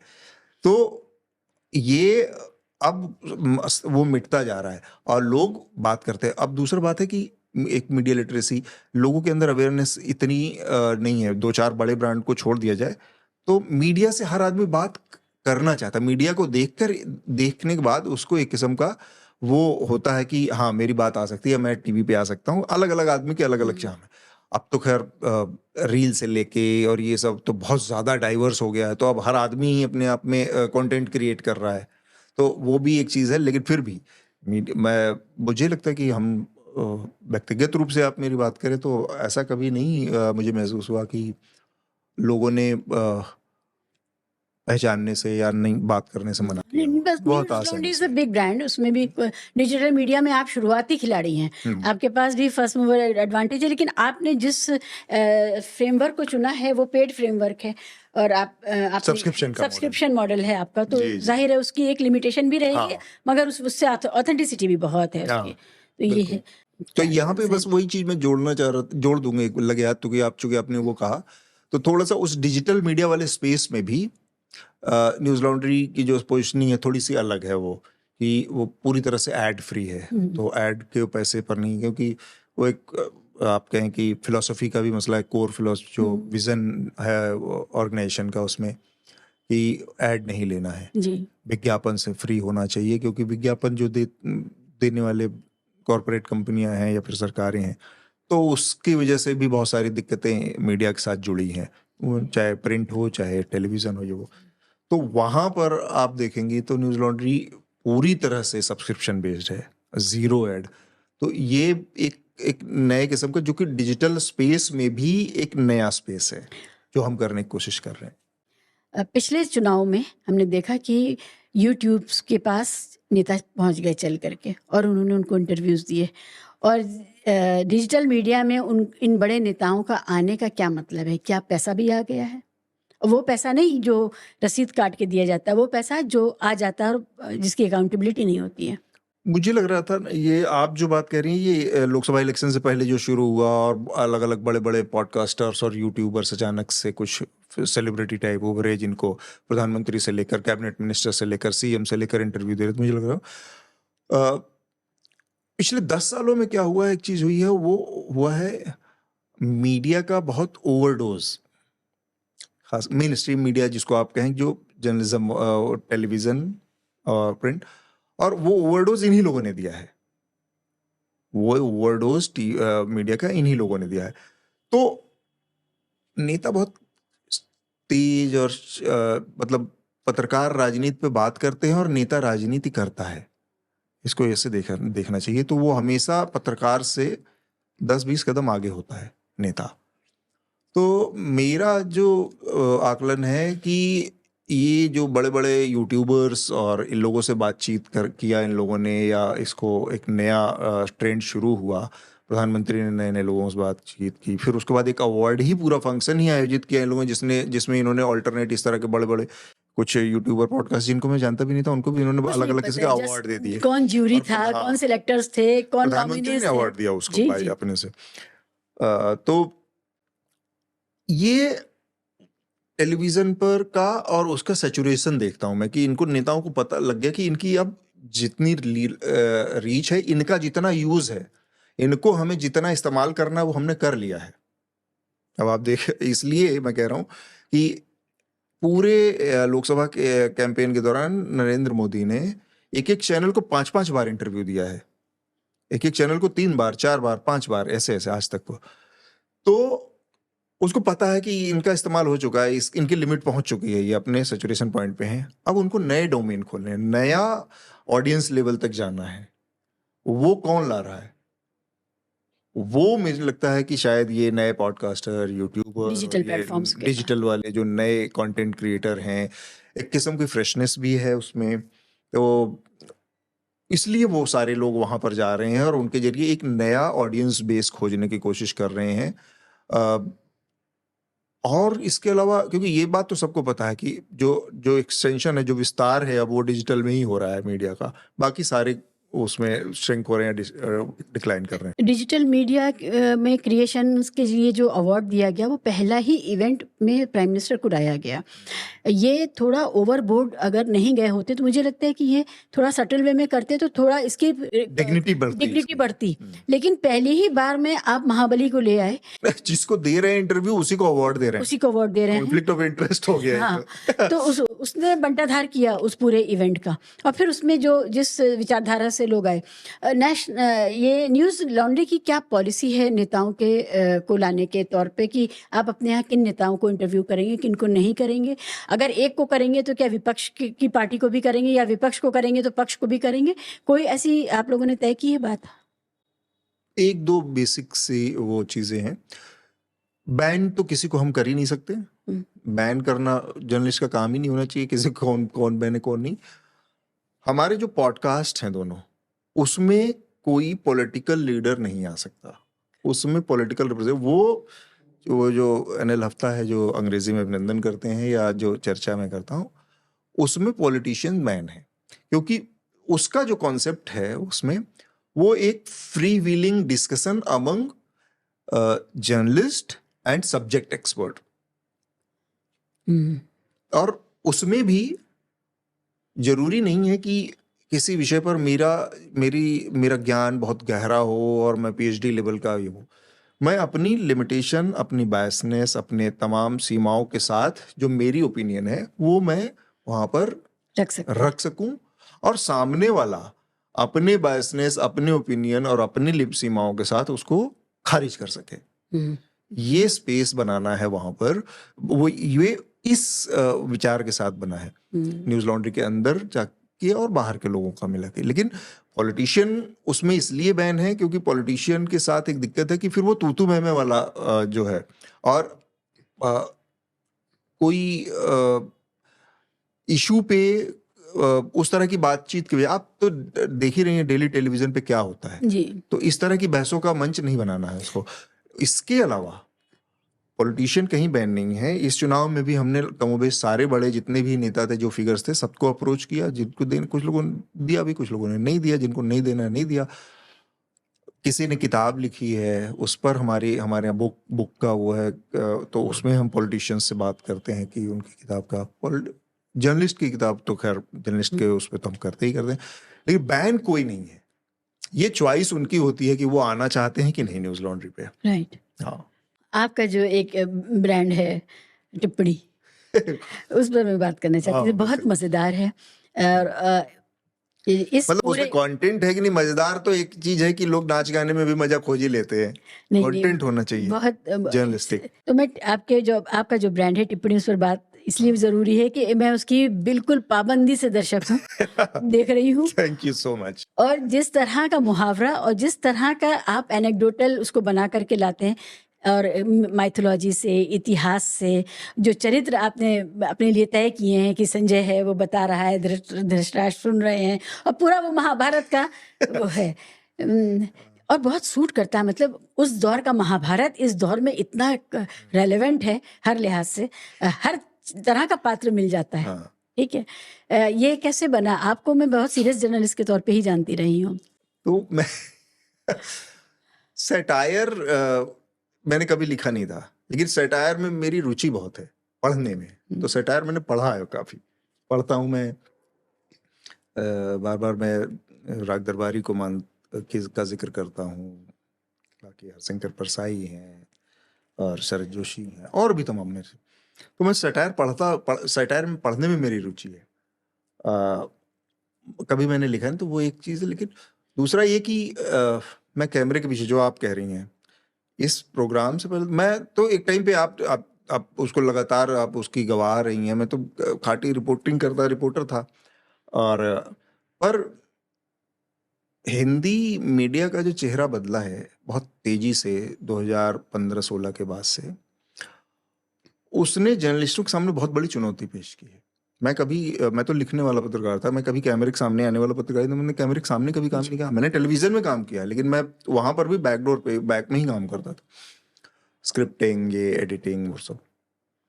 तो पत्रकारों को रेलेवेंट बने रहने के लिए अपने को जो आपने डिजिटल मीडिया के उत्कर्ष की बात कही और उसके एवोल्यूशन में और उसमें उसका जो प्रोग्रेस है उसमें बहुत सारी चीज़ें नई सीखने की ज़रूरत पड़ी। और उसमें एक चीज़ ये है, आज के दौर की बहुत बड़ी सच्चाई है कि हिंदी में जो जर्नलिज्म है, टेक्स्ट बेस्ड जर्नलिज्म हिंदी में ऑलमोस्ट ख़त्म हो चुका है, किल हो चुका है। मैं बहुत जिम्मेदारी से कह रहा हूँ। लगातार आर्टिकल लोग पढ़ने वाले, जैसे बड़ी से बड़ी रिपोर्ट 1500 लोग नहीं पढ़ते हैं। सेंसेशनल और क्लिकबेटी चीज़ें हों कि करीना कपूर के घर में जो डाकू चाकू लेकर घुसा था वो असल में करीना कपूर का प्रेमी था टाइप क्लिकबेटी, और ये सारी चीज़ों को भले 50,000 लोग क्लिक करते हों, देखते हों, उस सेंसेशन के लिए पढ़ने का, सीरियस रिपोर्टिंग का, जर्नलिज्म का स्पेस हिंदी टेक्स्ट में ख़त्म हो चुका है। लेकिन वो बढ़ कहाँ रहा है? वो यूट्यूब पे बढ़ रहा है, वीडियो में बढ़ रहा है। हिंदी मीडिया वीडियो में बहुत तेजी से बढ़ रहा है। लोग वीडियो देख रहे हैं न्यूज़ में। ये एक स्टडी है जो हमारे सामने पिछले 2-3-4 सालों में आई है सामने, और उसके अकॉर्डिंग तो एक तो ये था। दूसरा ये था कि भाई न्यूज़ लॉन्ड्री पे हमें एक शो, बहुत दिनों से एक विचार था कि शो करना है कुछ हिंदी के लिए। हिंदी में, अंग्रेजी में तो शोज थे पहले से, बहुत पॉपुलर शो थे पहले, मधु करती थी, फिर मनीषा का शो था तो उस पर काफ़ी दिनों से, तो उस शो के इर्द गिर्द था। तो मुझे लगा कि थोड़ा सा इसमें एक शो ऐसा किया जाए। इनिशियली इसमें ये महाभारत वाला जो हिस्सा है, इनिशियली इसमें नहीं था। शुरुआत के 10-20 एपिसोड, 10-20-30 एपिसोड में ऐसा नहीं था, पर वो मीडिया कमेंट्री होती थी। और लेकिन मीडिया कमेंट्री में फिर एक टाइम के बाद मुझे लगा कि एक ही चीज़ें बार बार रिपीट हो रही हैं। वही 10 चैनल, 5-10 चैनल, वही 5-10 चेहरे, और वही रोज हिंदू मुसलमान की डिबेट, पाकिस्तान की डिबेट, इसकी डिबेट, उसकी डिबेट, विपक्ष को गाली, ये तो एक लिमिटेड हो गया। तो आप कितने तरीके से इसी चीज को रोज हर हफ्ते कहेंगे? तो मैंने इसमें फिर वो पॉलिटिकल कमेंट्री जोड़ा, जो कि मुझे लगता था कि मेरा अपना वो था और मेरा अपना इंटरेस्ट था। और सटायर चूंकि मैं पढ़ता था उसमें, तो सटायरिकल तरीके से एक नया फॉर्मेट खोजने की बात थी। तो हिंदुस्तान का जो अपना पूरा लिटरेचर है और जो इसकी जो पूरी परंपरा है उसमें मुझे, और हिंदुस्तान की छोड़ी, मुझे मेरा ही मानना है पूरी दुनिया के उसमें महाभारत से बढ़िया पॉलिटिकल गाथा कोई नहीं है। जितनी लेयर्ड, जितनी विस्तृत और जितनी पात्रों के साथ, महाभारत से बड़ा पॉलिटिकल वो ड्रामा कोई नहीं है। सभी शेड्स हैं उसमें। हाँ, तो दुनिया की सबसे बढ़िया जो पॉलिटिकल वो लिखी गई है वो हिंदुस्तान में लिखी गई महाभारत है वो। और माइथोलॉजी ऐसी चीज होती है कि जिससे हर आदमी पहली नजर में रिलेट कर लेता है। पहली चीज जो उसको होती है, आप किसी भी आदमी से जाके राम और सीता और रावण और इनकी बात कर लीजिए, वो उसको सब पता है। बहुत संभव है कि उसको जवाहरलाल नेहरू के बारे में ना पता हो, जवाहरलाल नेहरू के पिताजी के बारे में ना पता हो, बहुत रीजन, लेकिन माइथोलॉजी से तो हर आदमी को वो होता है। ये हर उसमें समाज में, हर धर्म में वो कॉमन है। तो महाभारत और उसका जो माइथोलॉजिकल अपना वो था, उसमें उसके कैरेक्टर लोगों को पता थे। तो वहां से ये निकला, और इमीडिएट जो ट्रिगर पॉइंट था उसका, तो क्योंकि महाभारत और हम आज के टाइम पे वही देख रहे हैं, एक किस्म की पॉलिटिकल स्टेज सजा हुआ है जिसमें हर दिन कुछ ना कुछ हो रहा है। तो जब ये शुरू हुआ आपका अयोध्या में, नरेंद्र मोदी ने पहला जब शिलान्यास किया, सुप्रीम कोर्ट का जजमेंट आने के बाद सब कुछ क्लियर हुआ, तो ये शिलान्यास करने के लिए गए थे जब पहली बार। तो उसमें बड़ी दिलचस्प बात ये हुई कि लालकृष्ण आडवाणी को और मुरली मनोहर जोशी को इनवाइट नहीं किया गया है अयोध्या में। तो वहां पर मेरे दिमाग में आया कि एक आदमी जो इस पूरे कैंपेन का फिगर रहा है, जिसने अयोध्या मूवमेंट चलाया और जिसने इस पार्टी को यहां तक पहुंचाया जहां पे आज मोदी जिसका फल खा रहे हैं 90 से लेके 92 तक, उस अटल बिहारी, उस लालकृष्ण आडवाणी को यहाँ पर बुलाया ही नहीं गया। तो वो क्या कर रहे होंगे दिल्ली में बैठ के? तो वहां से फिर मेरे दिमाग में आया कि महाभारत की वो कहानी है वहां पे, कि महाभारत का युद्ध चल रहा है और धृतराष्ट्र चूंकि नेत्रहीन है और वो युद्ध में जा नहीं सकते किसी की तरफ से, तो वो यहाँ पर हस्तिनापुर में बैठे हुए थे और उनके एक मित्र सारथी थे जो कि संजय, तो उनको ऐसी दिव्य शक्ति थी कि वो दिल्ली में बैठकर और कुरुक्षेत्र के में जो हर दिन का पूरे दिन का वो लाइव ब्रॉडकास्ट उनको सुनाते रहते थे कि आज ये हुआ है, आज भीष्म पितामह के हाथ में तीर लगा है और परसों अर्जुन ने उनको घायल कर दिया है, वो अब सरसैया पे पड़े हुए हैं, अब प्यास लग रही है तो यहाँ पे जमीन से तीर मारकर पानी निकाल रहे हैं टाइप वो पूरी कहानी लाइव ब्रॉडकास्ट सुनाते रहते थे। तो मुझे लगा कि आडवाणी जो देख रहे हैं कि लखनऊ अयोध्या में शिलान्यास हो रहा है, वहाँ पर मोदी जी अपनी 56 कलाओं का प्रदर्शन कर रहे थे, तो वो क्या सोच रहे होंगे यहाँ बैठ के और उनको कौन बता रहा होगा कि वहाँ क्या चल रहा है। तो वहां से फिर धृतराज संजय का आइडिया आया कि यहाँ पर बैठ के आडवाणी जी को सुनाता हूँ। तो इनिशियल धृतराष्ट्र जो थे वो आडवाणी थे, वो नहीं थे, मतलब वो दरबार में बैठे हुए थे और धृतराष्ट्र भी थे और वहां पर वो कहानी सुनाई जा रही थी कि अयोध्या में चल क्या रहा है। फिर तो जैसे कहानी कैरेक्टर इवॉल्व होते हैं धीरे धीरे, तो मुझे लगा कि तो पहले को लोगों ने बहुत काफी वो दिया, काफी पसंद किया, बहुत सारे हजारों में आई थी प्रतिक्रियाएं ये वो, तो ये हुआ कि इसको कंटिन्यू किया। तो वहां से धृतराष्ट्र को हमने उसमें किया कि कैरेक्टराइज किया कि ये हिंदुस्तान की जनता है धृतराष्ट्र, इसकी आंख कान नाक नहीं है, लेकिन इसकी ताकत इतनी है कि ये राजा है क्योंकि ये वोट देके सरकार चुनती है, तो राजा तो ये है चाहे उसको हो कुछ ना हो। और संजय इस देश का मीडिया है जिसका काम है खबरें देना, और इन दोनों के बीच का कन्वर्सेशन है। डंकापति उसमें कांस्टेंट कैरेक्टर हैं जो कि यहाँ के चक्रवर्ती सम्राट हैं, और जो चल रहा है दरबार में अंतःपुरों में वो उसको कहानी के रूप में नरेट किया जाता है, ये है आइडिया। तो वहां से ये सब शुरू हुआ था।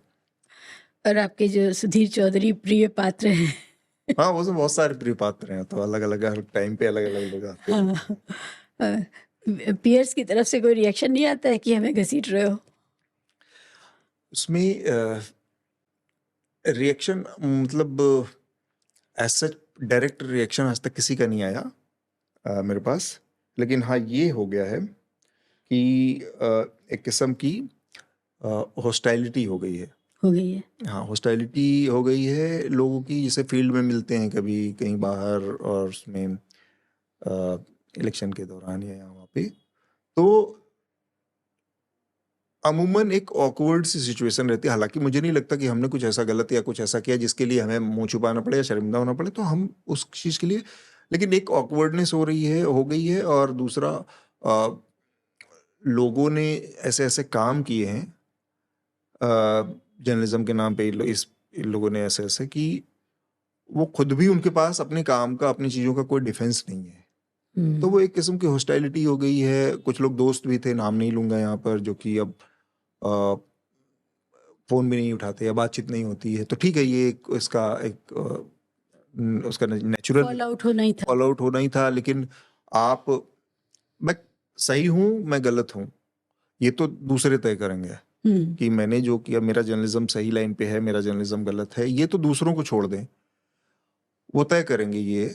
लेकिन अपने हिसाब से मुझे लगता है कि मैंने एक चीज तय किया कि एक कुछ वैल्यू सिस्टम होना चाहिए जर्नलिज्म का, उसके इर्द गिर्द अगर नहीं है तो उस पर बात होनी चाहिए जी, वो मैं करता हूँ। जनरल परसेप्शन ये, और हम भी जानते ही हैं कि बहरहाल मीडिया एक बहुत महंगा शौक है या महंगा बिजनेस है। न्यूज़ लॉन्ड्री जैसे जो काम हो रहे हैं, आप लोग तो रिपोर्टिंग भी कर रहे हैं अब, और अच्छी रिपोर्टिंग कर रहे हैं। रिपोर्टिंग के साथ में इस तरह का चैनल चलाना, और you have attracted one of the best talents in the field, ये भी इसमें कोई शक नहीं है। फाइनेंशियली सस्टेन हो रहा है। तो यही खूबसूरती है इसकी कि ये जो कुछ हो रहा है ये सब्सक्रिप्शन, जो सब्सक्राइबर है उनके जरिए हो रहा है, और लोगों का एक हिस्सा जिसका कि भरोसा अच्छे जर्नलिज्म में है, और उनको लगता है कि हम जो कार्य कर रहे हैं वो ठीक काम कर रहे हैं, हमारा जर्नलिज्म ठीक है, अच्छे मोटिव से हो रहा है, कोई उसका हिडन कोई इस तरह का विशेष वो नहीं है, तो उसमें वो लोग सपोर्ट कर रहे हैं, लोग दे। अब ये है कि ये जो मॉडल है, ये समझिए कि इसमें कोई अश्योरेंस नहीं है कि आपको इस महीने में 5 करोड़ के ऐड आ गए तो आप अगले 6 महीने के लिए कंफर्ट हो सकते हैं या अगले 3 महीने के लिए रिलैक्स हो सकते हैं। ये विकल्प हमारे पास नहीं। ये हर दिन कुआं खोद के पानी पीने वाला मॉडल है हमारे सामने। तो ये इसकी तो चुनौती है। अब कभी पूरा हो जाता है, कभी कभी लोगों को नहीं लगता है, तो कभी नहीं पूरा होता है, तो उसमें कम बेसी लगा रहता है। लेकिन ये है कि बहुत ज़रूरी मौक़ों पर लोग हमेशा खड़े रहते हैं हमारे साथ। जैसे जब सो कॉल्ड इनकम टैक्स की रेड नहीं कहूँगा, सर्वे हुआ था जब, तो उस सर्वे के बाद से लगातार बहुत सारी चीज़ें हुई। लेकिन ये इसी वजह से था क्योंकि ये जो कंपनी है, ये जो मॉडल है, इसकी जो ट्रांसपेरेंसी है कि कहीं तीसरी जगह से कुछ नहीं आ रहा भैया, ये जनता है, इसने इस जरिए से भेजा है और कोई नगद लाके हमारे यहाँ चंदा नहीं जमा कर रहा है। और ना ये इलेक्टोरल बॉन्ड जैसा है कि सब कुछ गुप्त आ रहा है, किसी को बताने की जरूरत नहीं है। वो मोदी जी को मुबारक हो, यहाँ तो सब कुछ ऑन रिकॉर्ड है। तो इसलिए वो हो पा रहा है कि ये सर्वे के बाद भी 3 साल से सर्वे ही चल रहा है। सरकार जो विज्ञापनों के लिए पैसा देती है वो टैक्स पेयर का पैसा होता है ना।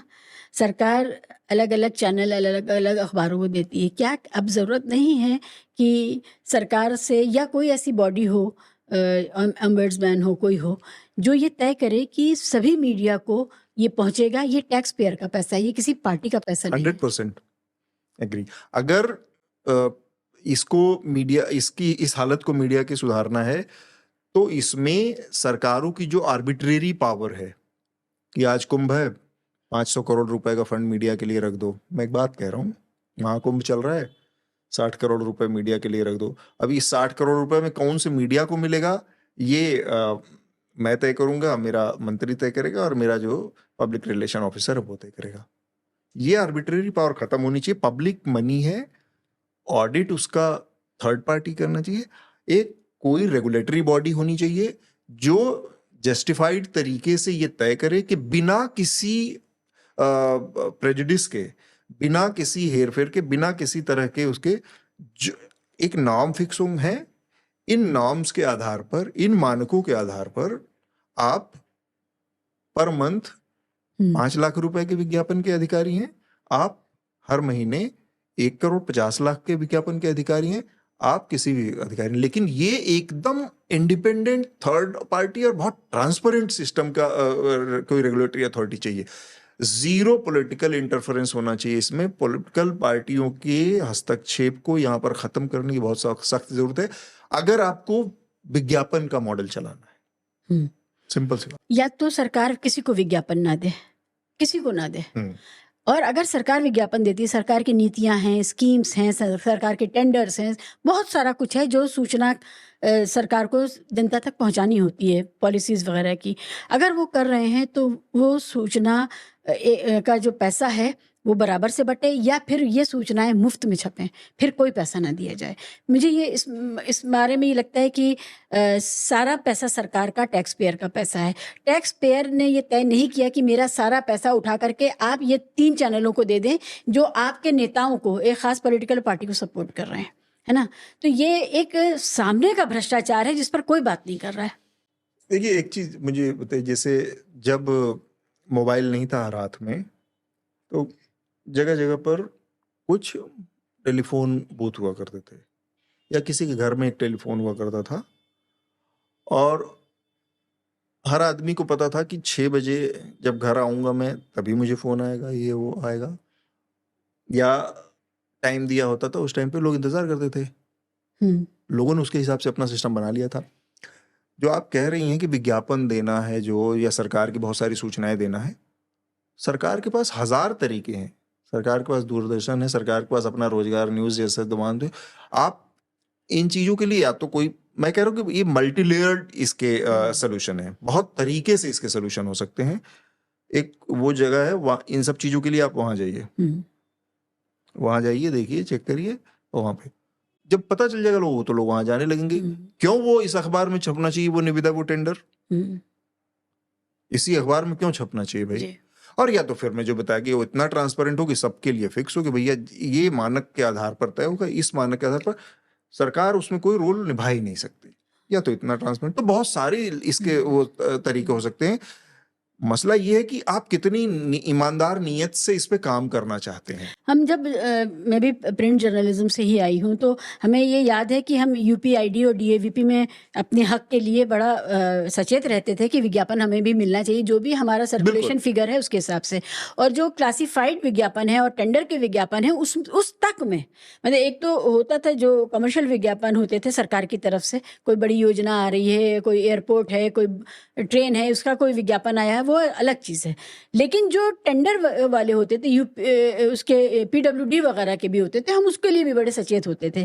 अभी ये सब कुछ एकदम सेंट्रलाइज हो गया है और बिग ब्रांड्स के पास चला गया है। तो बिग ब्रांड्स उनको उनके सारी गलत चीज़ों पर पर्दा डाल रहे हैं, जहाँ घटना हो रही है उससे ये तो यही तो विज्ञापन का प्रेशर है। विज्ञापन नहीं, लेकिन ये विज्ञापन रोकने पर हमें काम नहीं करना चाहिए कि ये टैक्स के पेयर का पैसा, जिस टैक्स पेयर ने सरकार को इसलिए पैसा दिया कि उसको अच्छी शिक्षा, स्वास्थ्य और सुरक्षा मिले, अब उसकी सुरक्षा का बंटाधार हुआ पड़ा है, शिक्षा का, स्वास्थ्य का बंटाधार हुआ पड़ा है।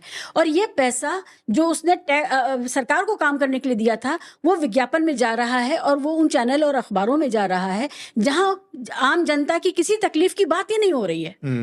तो ये कितना बड़ा धोखा है आम जनता के साथ कि टैक्स पेयर का पैसा किसी XYZ चैनल के पास और अखबार के पास जा रहा है, जो पूरा का पूरा पेज 3 बन चुका है।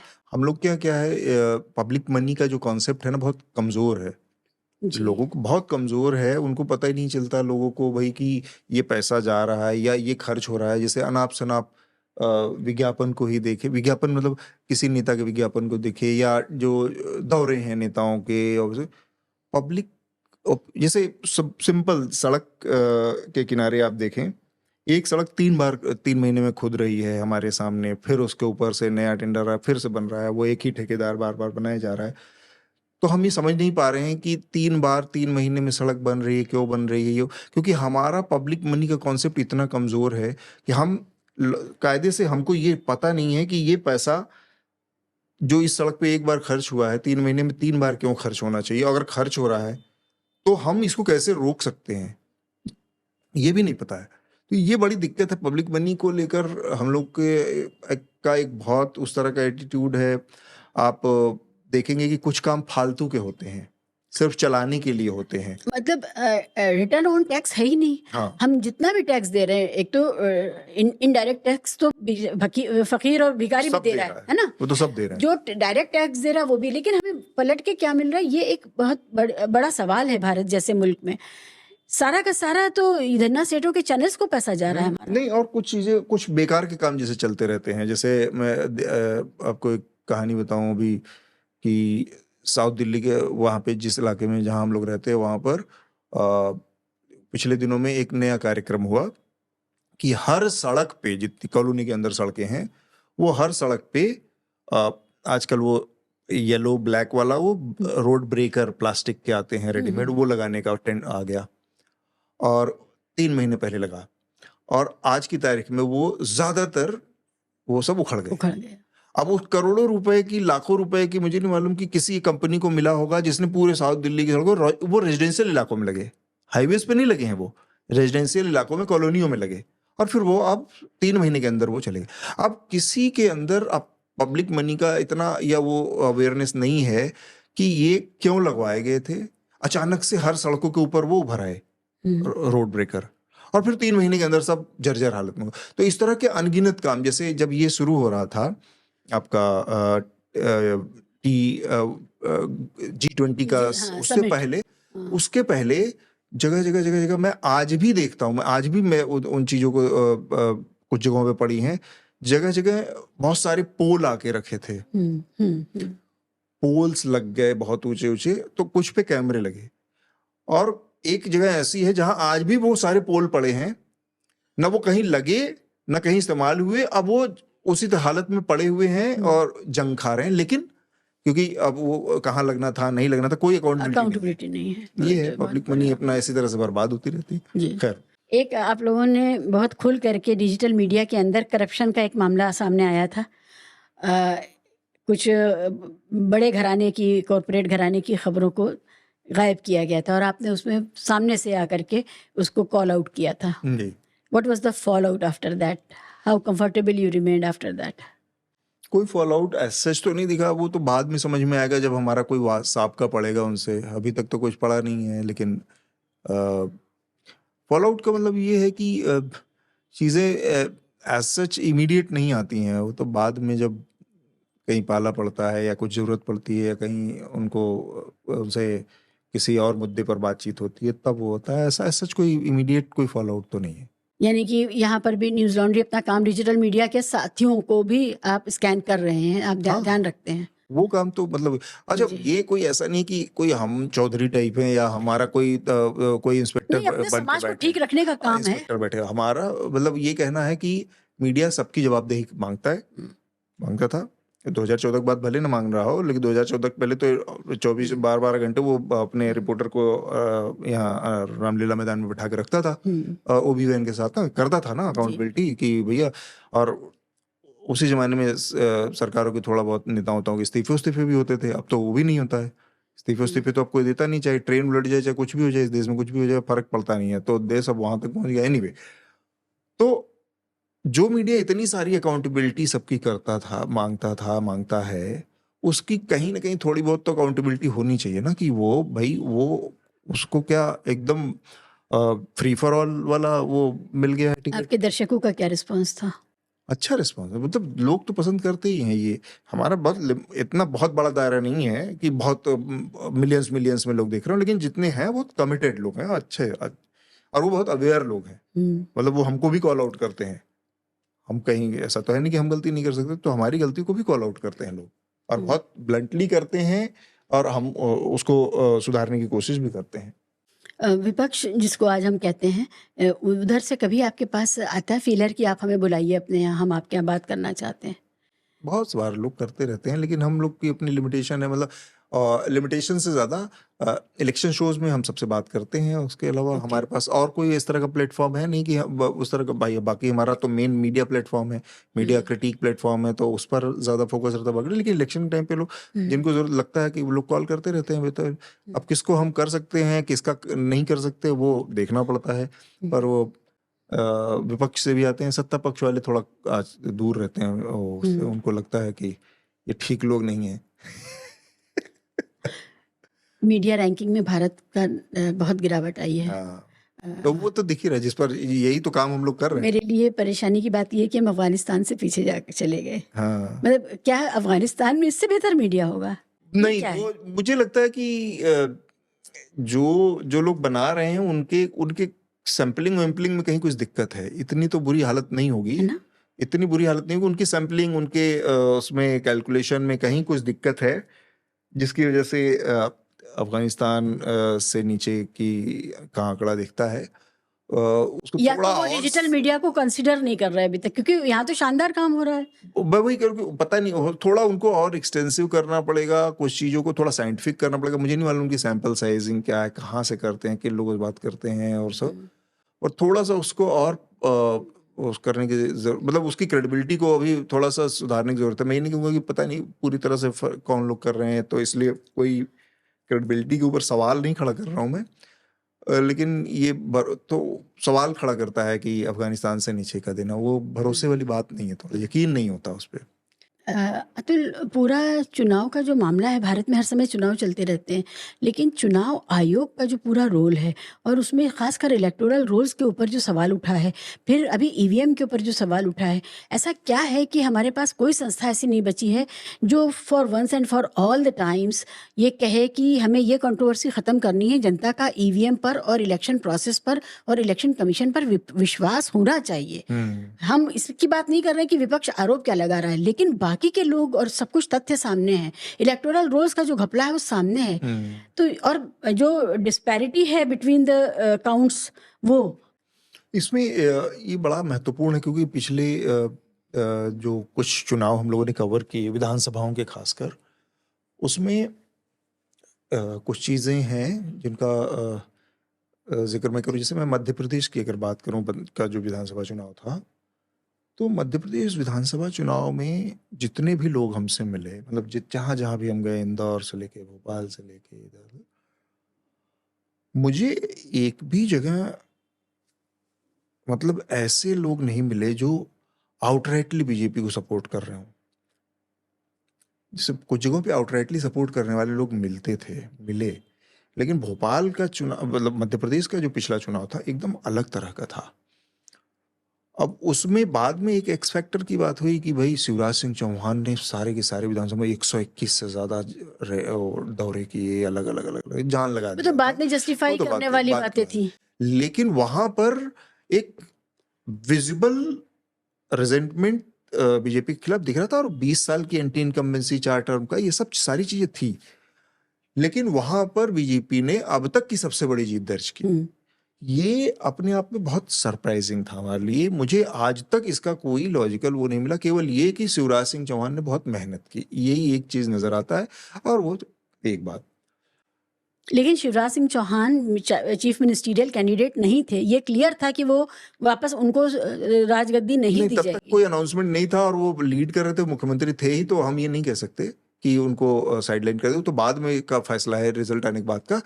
मैं ये कह रहा हूँ कि इतना विजिबल जो था, तो क्या हम लोग उसको रीड करने में पूरी तरह से, मतलब मैं सारे जर्नलिस्टों की बात करूं, क्या रीड करने में नाकाम रहे, कहाँ चूक, क्या गड़बड़ी हुई? क्योंकि सबसे बड़ी जीत अब तक की पिछले 20 सालों की मध्य प्रदेश ने इस बार दर्ज की। दूसरी बात, यही बात हरियाणा में कही जा सकती है।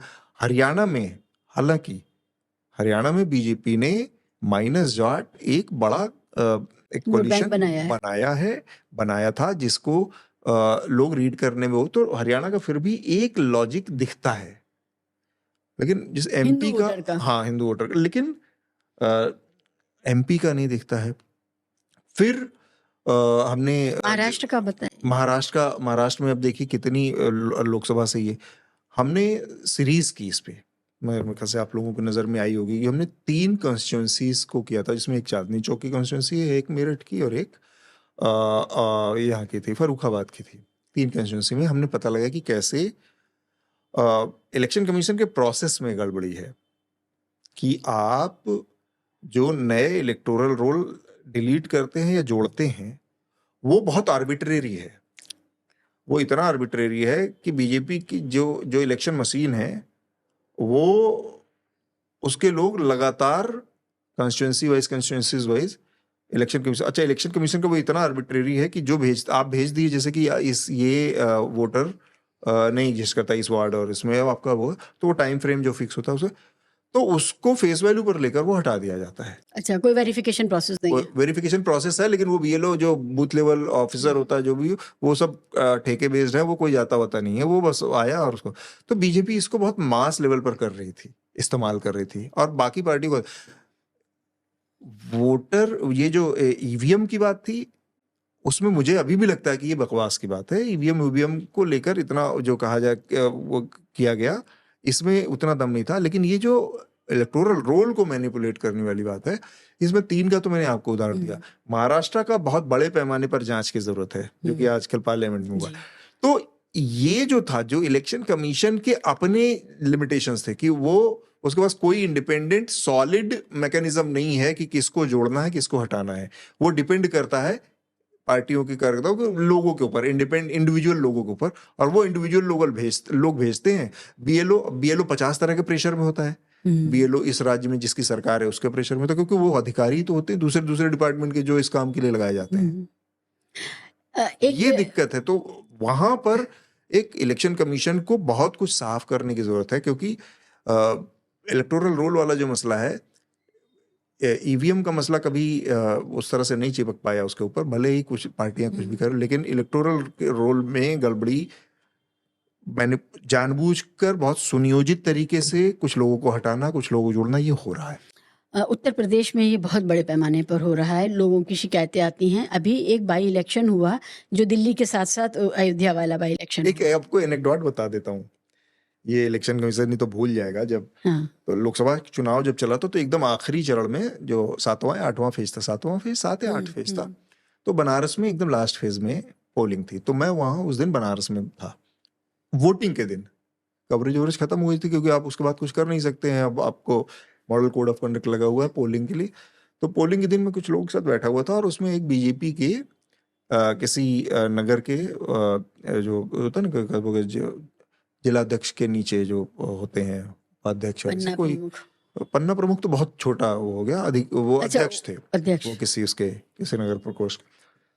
तो वो हमारे साथ बैठे हुए थे और हम लोग करीब 2.5 घंटे 2.5 घंटे तक बैठ के इधर उधर की बातें, इलेक्शन की इधर उधर से बात हो रही थी मेरी। तो मैंने कहा कि आप बहुत रिलैक्स लग रहे हैं, मतलब आज वोट हो रहा है, पोलिंग हो रही है और मोदी जी का, आप लोग तो बहुत रिलैक्स हैं कब सब। तो उनका कहना था कि हम लोगों को क्या है, ये बनारस वाली सीट पर तो कोई क्या ही करेगा। वो इतने कॉन्फिडेंस, मैंने कहा कैसे, क्यों इतना कॉन्फिडेंस कैसे है, मतलब बनारस वाली सीट पे हमको भी मालूम था कि नरेंद्र मोदी है भाई, तो कुछ बहुत ज़्यादा यहाँ पे होना नहीं है और ये सब। मैंने फिर भी, उस आदमी ने मुझे एक बात बताई, ये भाजपा के एक उस स्तर के कार्यकर्ता जो आगे चल के विधायक भी हो सकता है, उसकी बात है, जो कि किसी नगर का अध्यक्ष, और ये वो नाम मैं नहीं बताना चाह रहा हूँ। उनका कहना था कि 4.5-5 लाख वोट से तो पिछली बार भी जीते थे, 1.5 लाख तो नया वोटर हमने इस साल बनारस की लोकसभा में बनवाया है। ये एक भाजपा के ठीक ठाक लेवल के बनारस के कार्यकर्ता का एक्सेप्टेंस था इन चुनाव के दिन कि हमने 1.5 लाख नए वोटर बनाए हैं। अब आप कैसे बना रहे हैं नए वोटर? वो आपके घर की खेती तो है नहीं।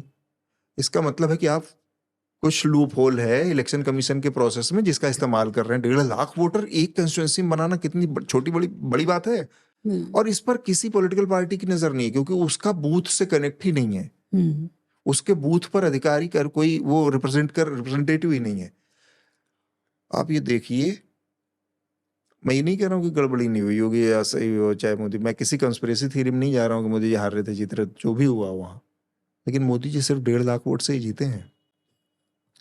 तो वो ये नहीं कह रहा हूँ कि वो जो 1.5 लाख बने थे वो सारे के सारे उनको मिले हैं या उनके फेवर में, लेकिन मोदी जी के लिए लोकसभा का बनारस का चुनाव हार है। और 1.5 लाख अगर वो कह रहा है नए वोटर जुड़े हैं, तो इसका मतलब है कि इलेक्शन कमीशन को बहुत गहराई से अपने काम अपने उसको सुधारने की और उसको प्रोसेस को मजबूत सॉलिड बनाने की जरूरत है।